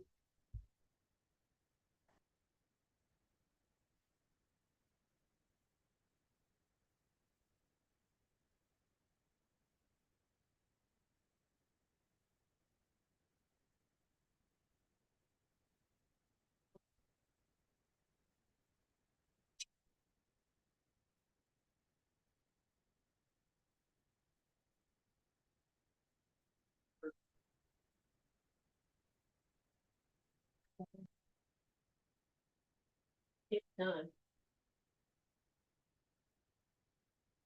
Had roast beef slow cooking in the oven. And I just managed to splat my shirt with the gravy to look at the meat. Okay, let's see here. I'm good. Hello, Big Family Expedition. How are you? I'm good. I'm doing good too. Or I am doing good. What about you? How are you doing? Well, thank you for coming by and checking us out. Uh, I've always wanted to learn how to make a quilt. It's so intimidating to me. I even cut some of my baby girl's clothes into squares, but haven't moved forward. Oh, that sounds like a 4-patch or 9-patch in the making to me. What's your name, Big Family Expedition?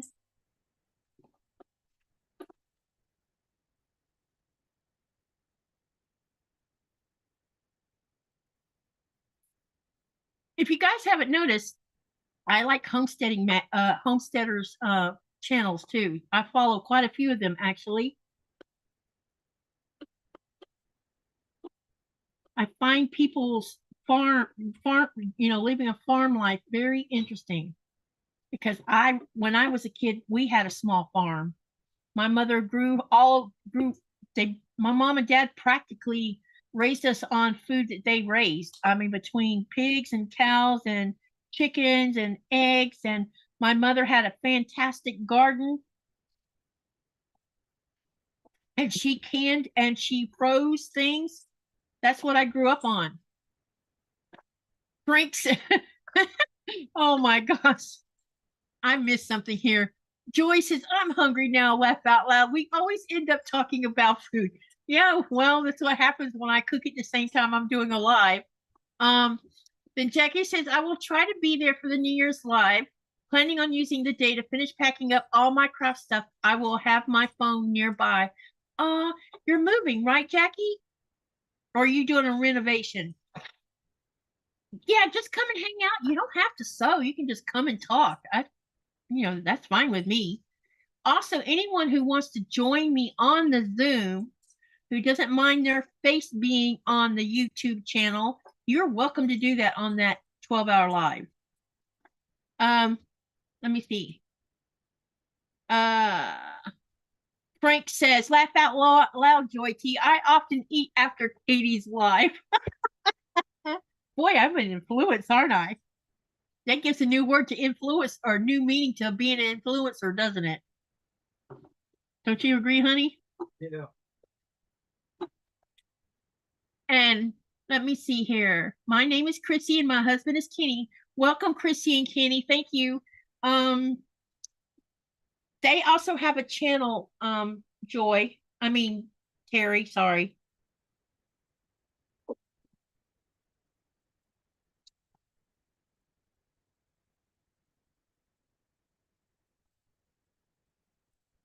Oh, somebody put up I've been watching their videos. They have lots of interesting things.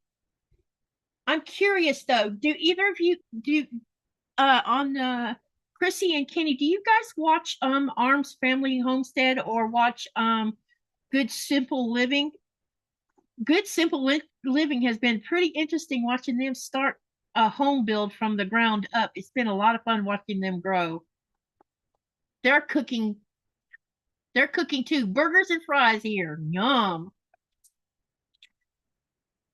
We're having roast beef with rice, and I'm probably going to do steamed broccoli when I get off the live.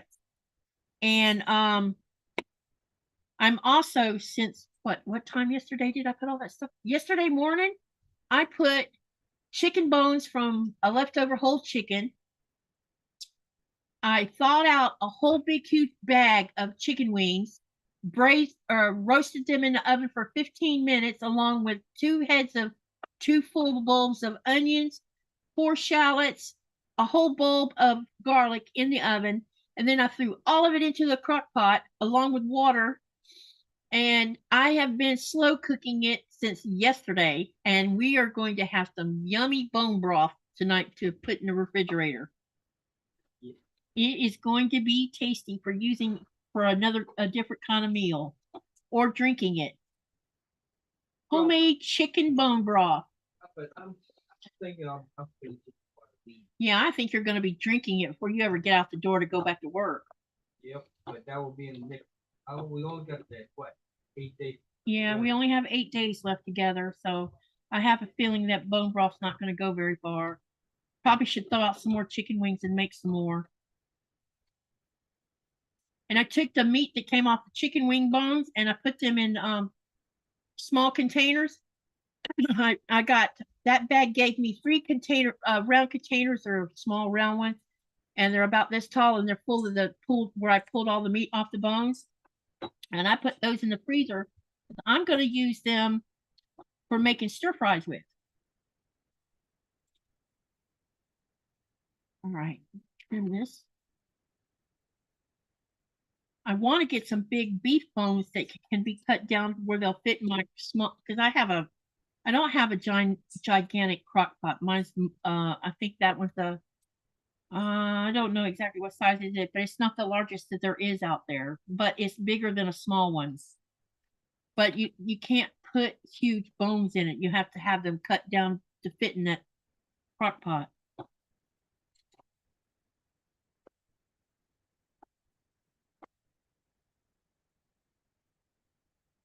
All right.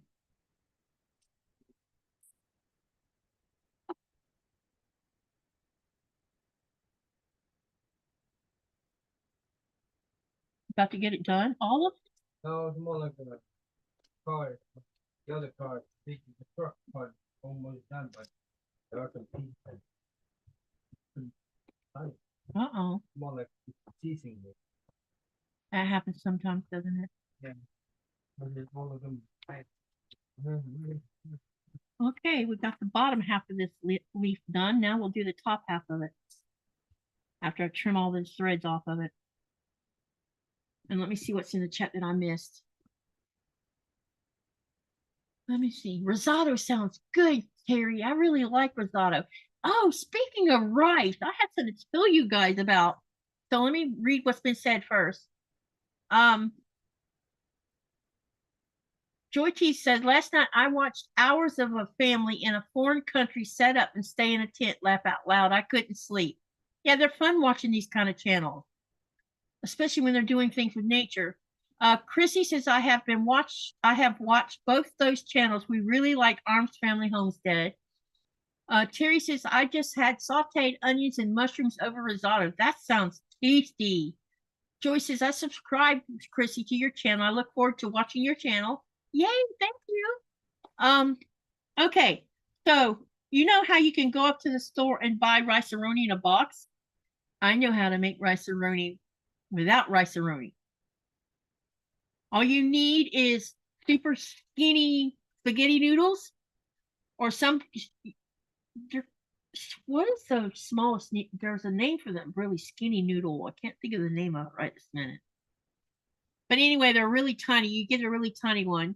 You can get regular long grain rice. You can get risotto. And you can also get a rice that's used for making sushi.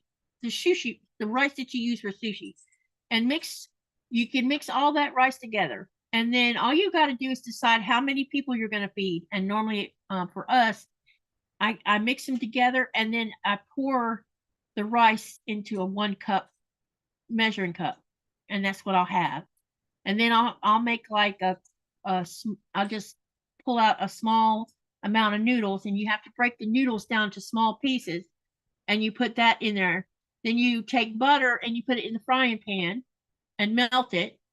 And then you take the rice and the noodles that you've broken into small pieces and put it in there, and you saute the rice. You can use either homemade chicken stock that you've made yourself, or you can use something like Knorr chicken bouillon cubes, or you can, make sure that whatever chicken, you can use chicken stock or chicken bouillon, but make sure it's the natural kind, not the fake crap, because then it's not going to taste good. You can also buy vegetable bouillon. It really tastes good if you don't want to make your own chicken stock. You can buy chicken bouillon and also or chicken cube bouillon. I don't know what they're called. Chicken stock and vegetable stock, and you use both of them together, and it gives a flavor to it. So when you get done sauteing the rice, you're going to pour two and a half cups of water in the skillet that you've been sauteing your rice in. Then you're going to throw the chicken stock and the vegetable stock in there, and you stir it. Then you're going to turn it all the way down to the lowest setting on your stove. Put a lid on it. Don't be going in here and stirring it and messing around with it because you will ruin the rice. And you just peek on it every so often. It takes about 10 minutes, maybe 15 tops, to make that same rice-a-roni that you bought in a box that had additional things like that you don't want to eat. Like I noticed on the label, there's sugar in there. Why would you put sugar in rice? That just makes no sense to me. Because somebody thinks that sweet and savory should be together in everything you eat, and I don't agree with it because that's what makes people fat. Hey, Deb S., welcome. I know we're talking about food and we're supposed to be sewing, right? Joy Chief says, Katie, don't be eating a big prime rib on New Year's Eve like you and Nico did last year unless you make one for me. Well, if Nikolai was here, there definitely would be prime rib on that table, but he's not going to be here, so no prime rib, unfortunately. I don't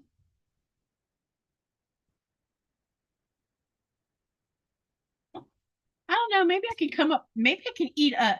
I tell you what, Joy. Let me tease you. How about I make a nice thick ribeye steak on the grill and eat it in front of you? No, that would be mean, wouldn't it? Oh, I do love me a ribeye steak, and since I like grilling no matter what time of the year it is.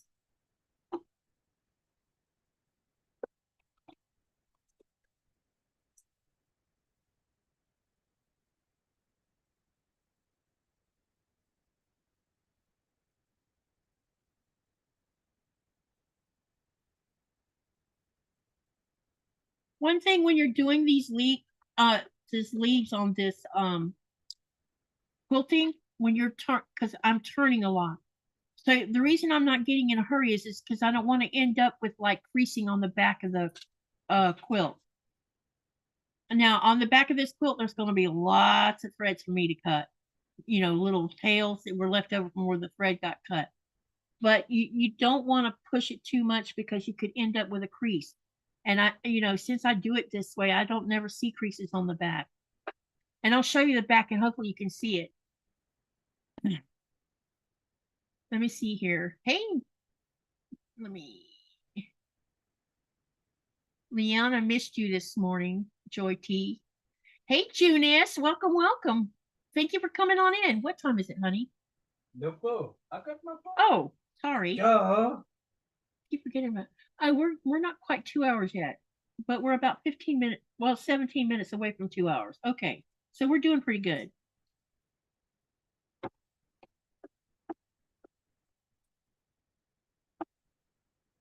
All right.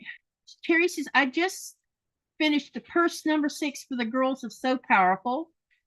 Chrissy says, never a bad time to talk about food. That's for sure. And we do talk about food all the time in my channel. Don't we, everyone?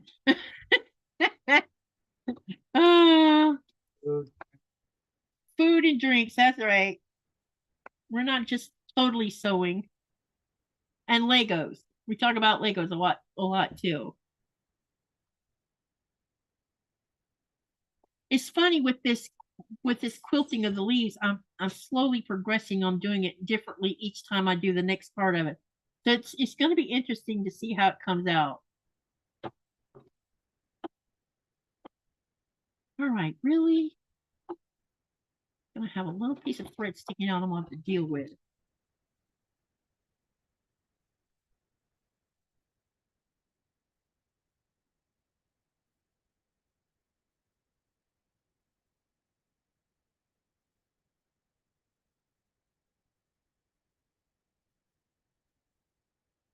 I wonder where I am on thread in the bobbin. Oh, we're getting low. I might be playing bobbin chicken soon.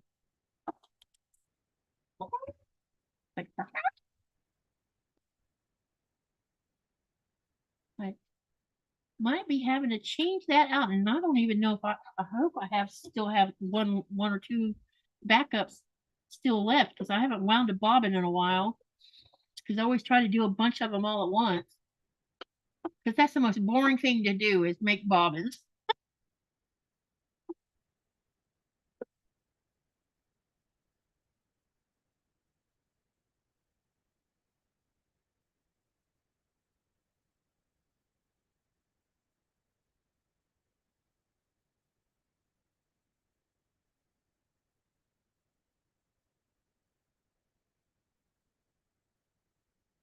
This is going to be interesting the way I'm doing it. Okay, now we're going to come back up here and start back up here somewhere.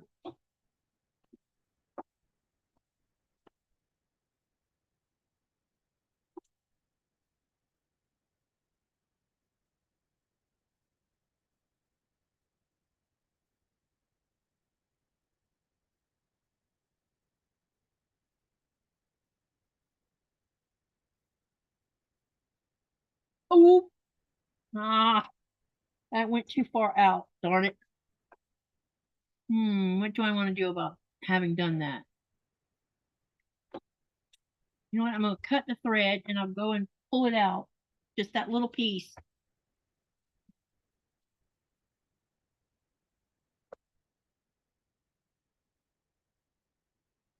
Because I don't want it way out there like that. So I'm going to take it out and come back over the top of it so it doesn't come out.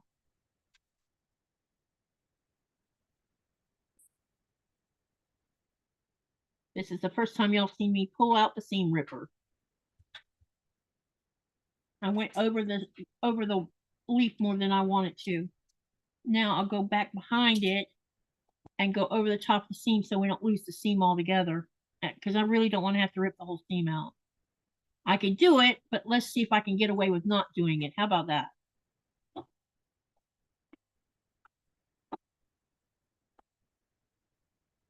Just got to make sure I don't have any tails up here.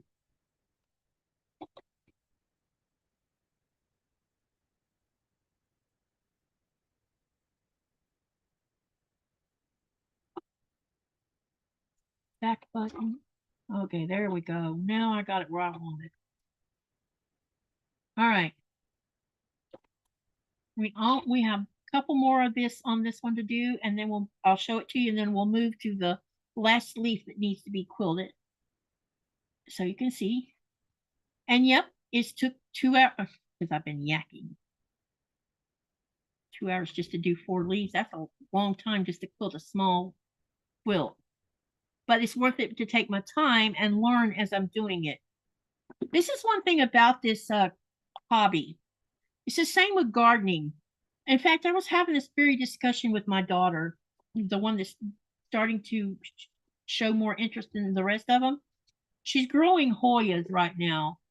And she sends me a message 2 days ago and she says, Mom, I put my, because she keeps a lot of the Hoyas outside, which is a good idea because that's what I did. I really only brought them indoors when I knew there was going to be a hard freeze.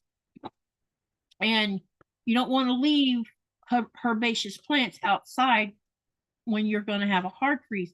So she tells me, she says, it was 33 degrees this morning and I watered my plants good like you told me to do whenever there's going to be a hard freeze or even a short light freeze. And I covered them up with 2 blankets. Do you think that's enough? And I said, did you just say 33 degrees? She said, yes. I said, okay, so here's the deal, because I'm going to start saying this to you. If it were me, those plants would have been brought in hours before you knew the hard freeze was going to happen. But you need to do you. So do you. And that way, the best way to learn anything, including gardening, is by doing.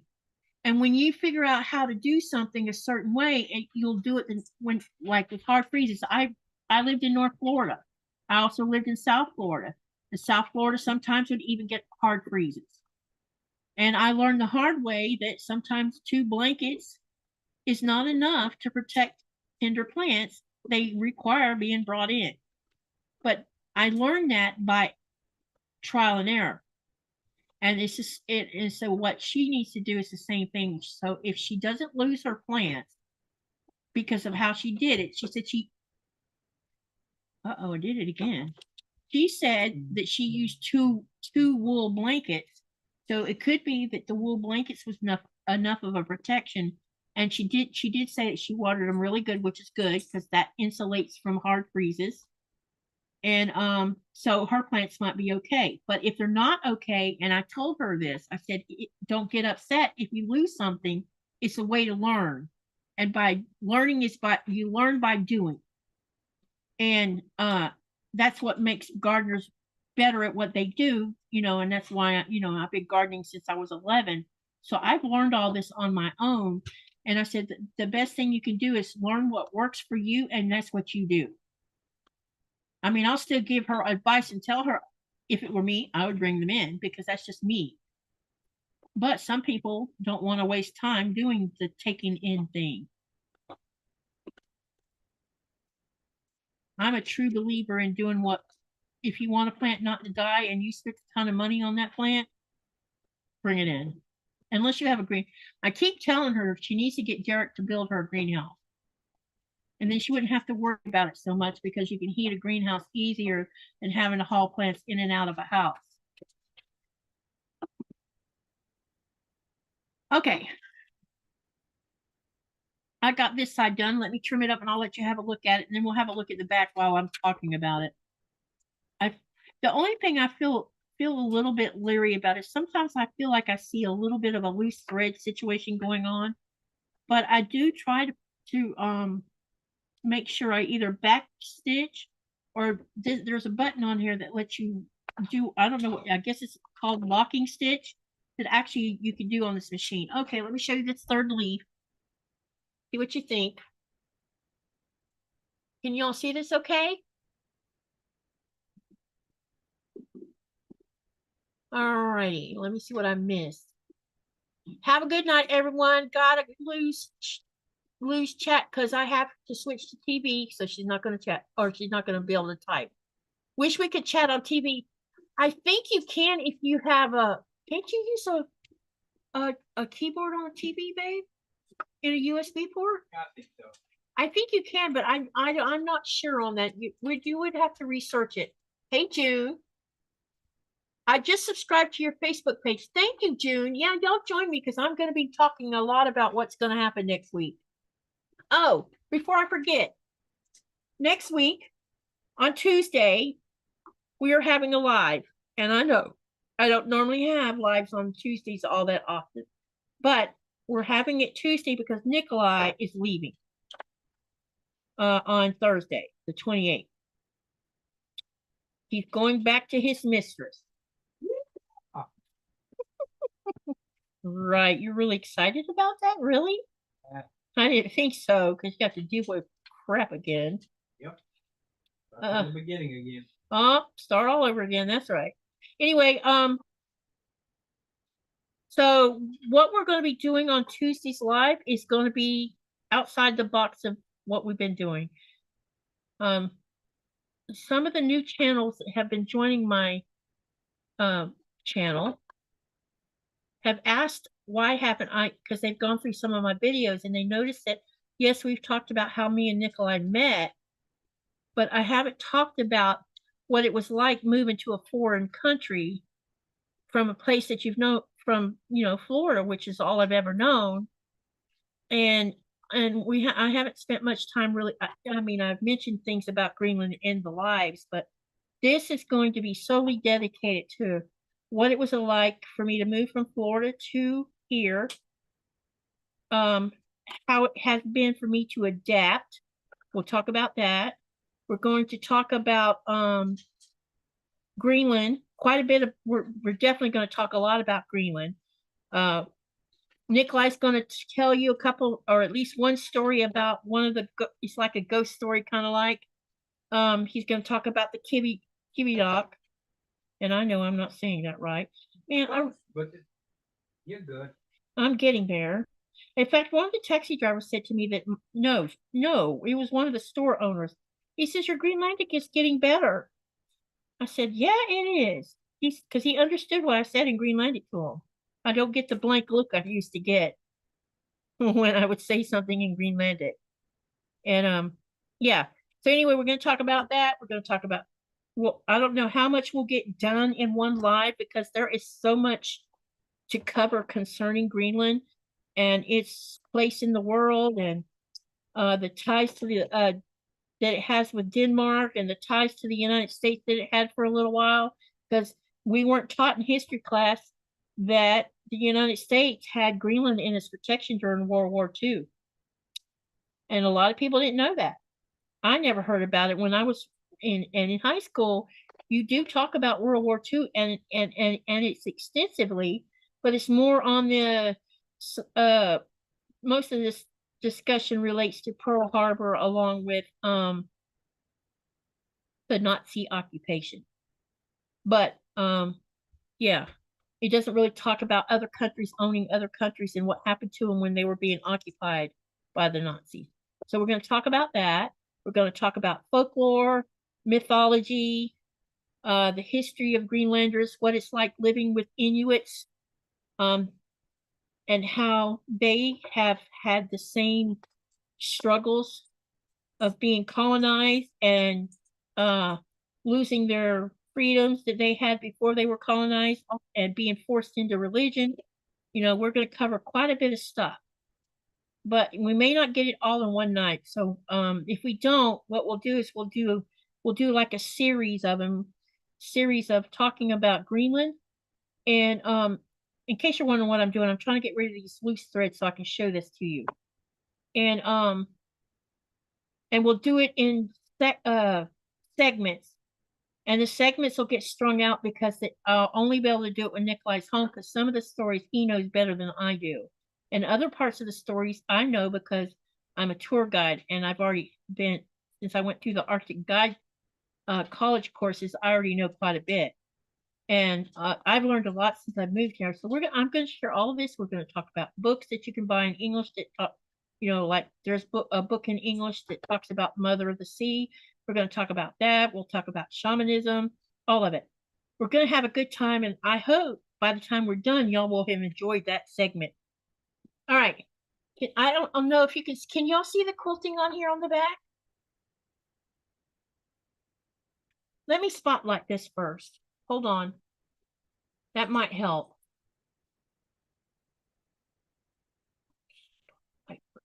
Okay. Can you see this? Do you see the design?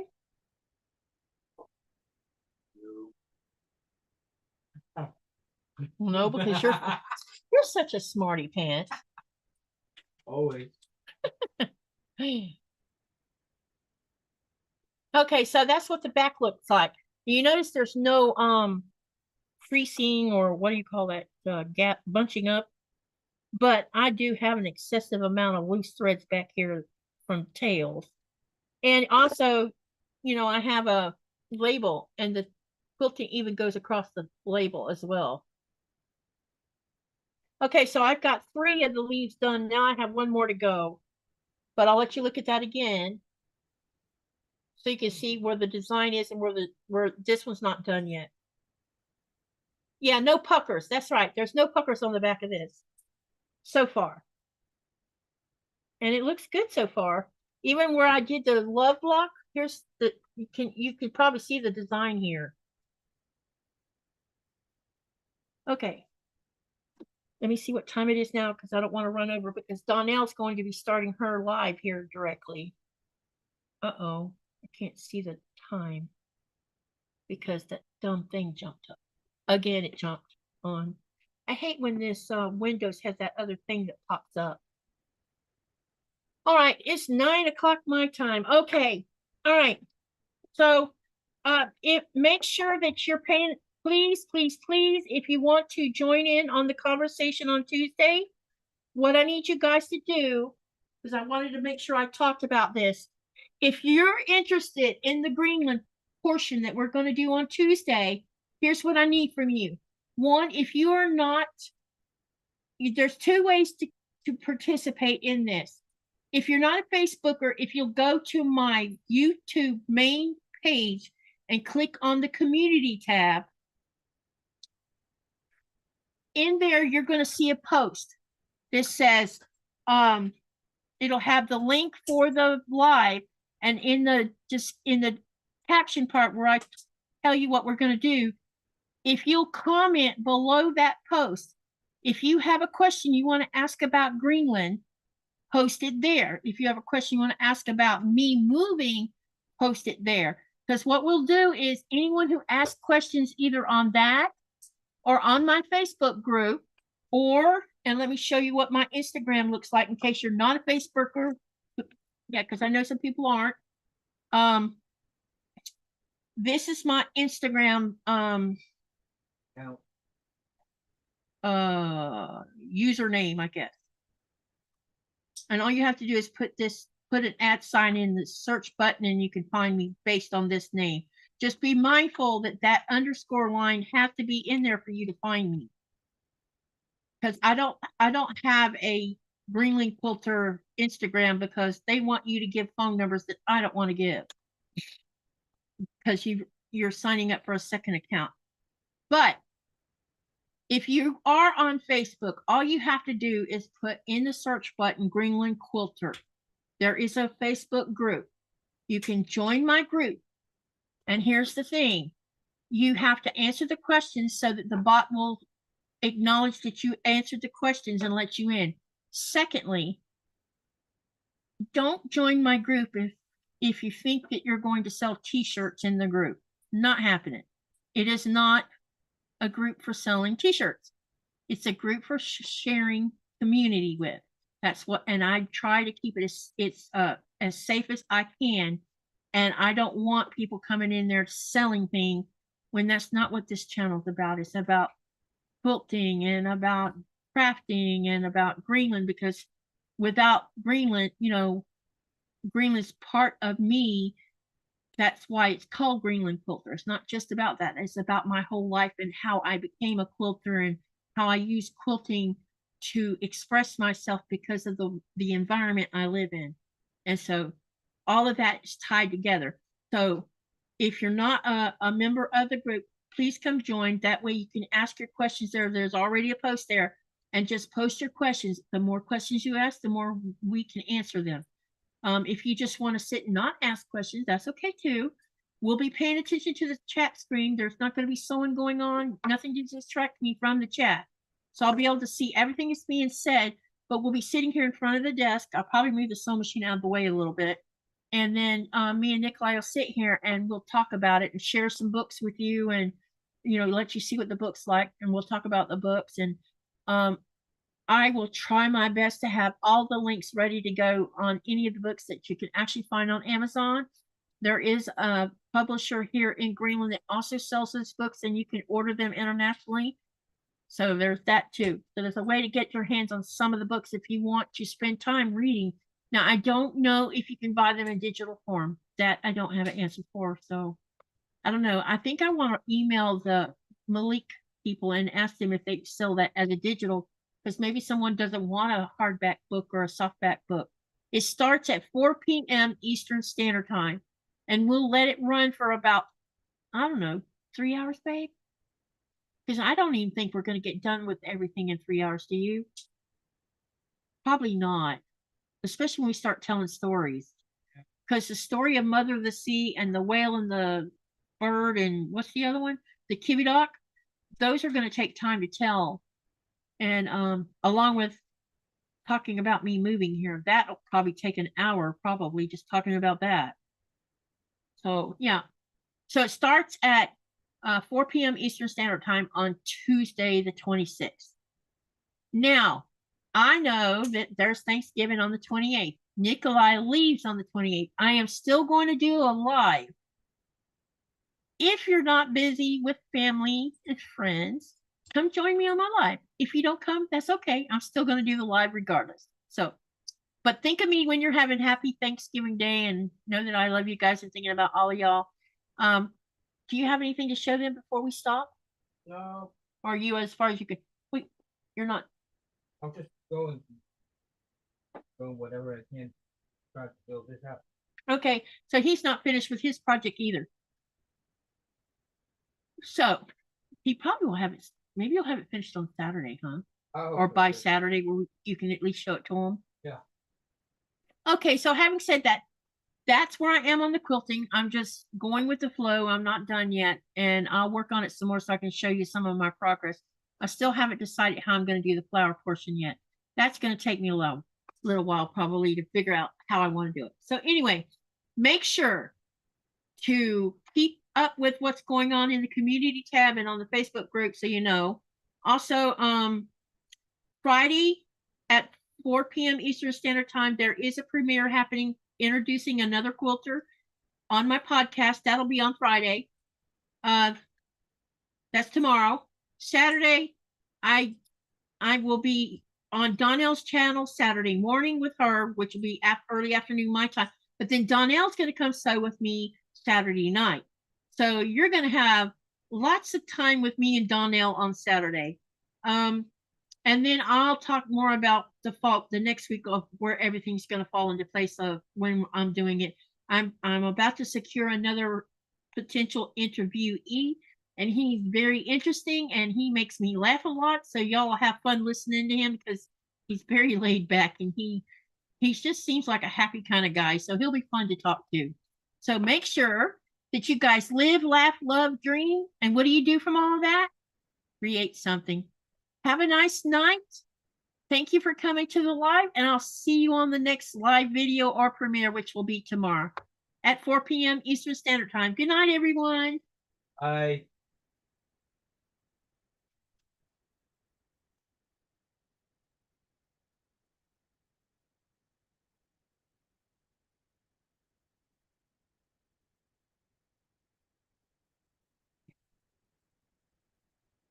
And, yep, let's see, 2 hours and 6 minutes we went.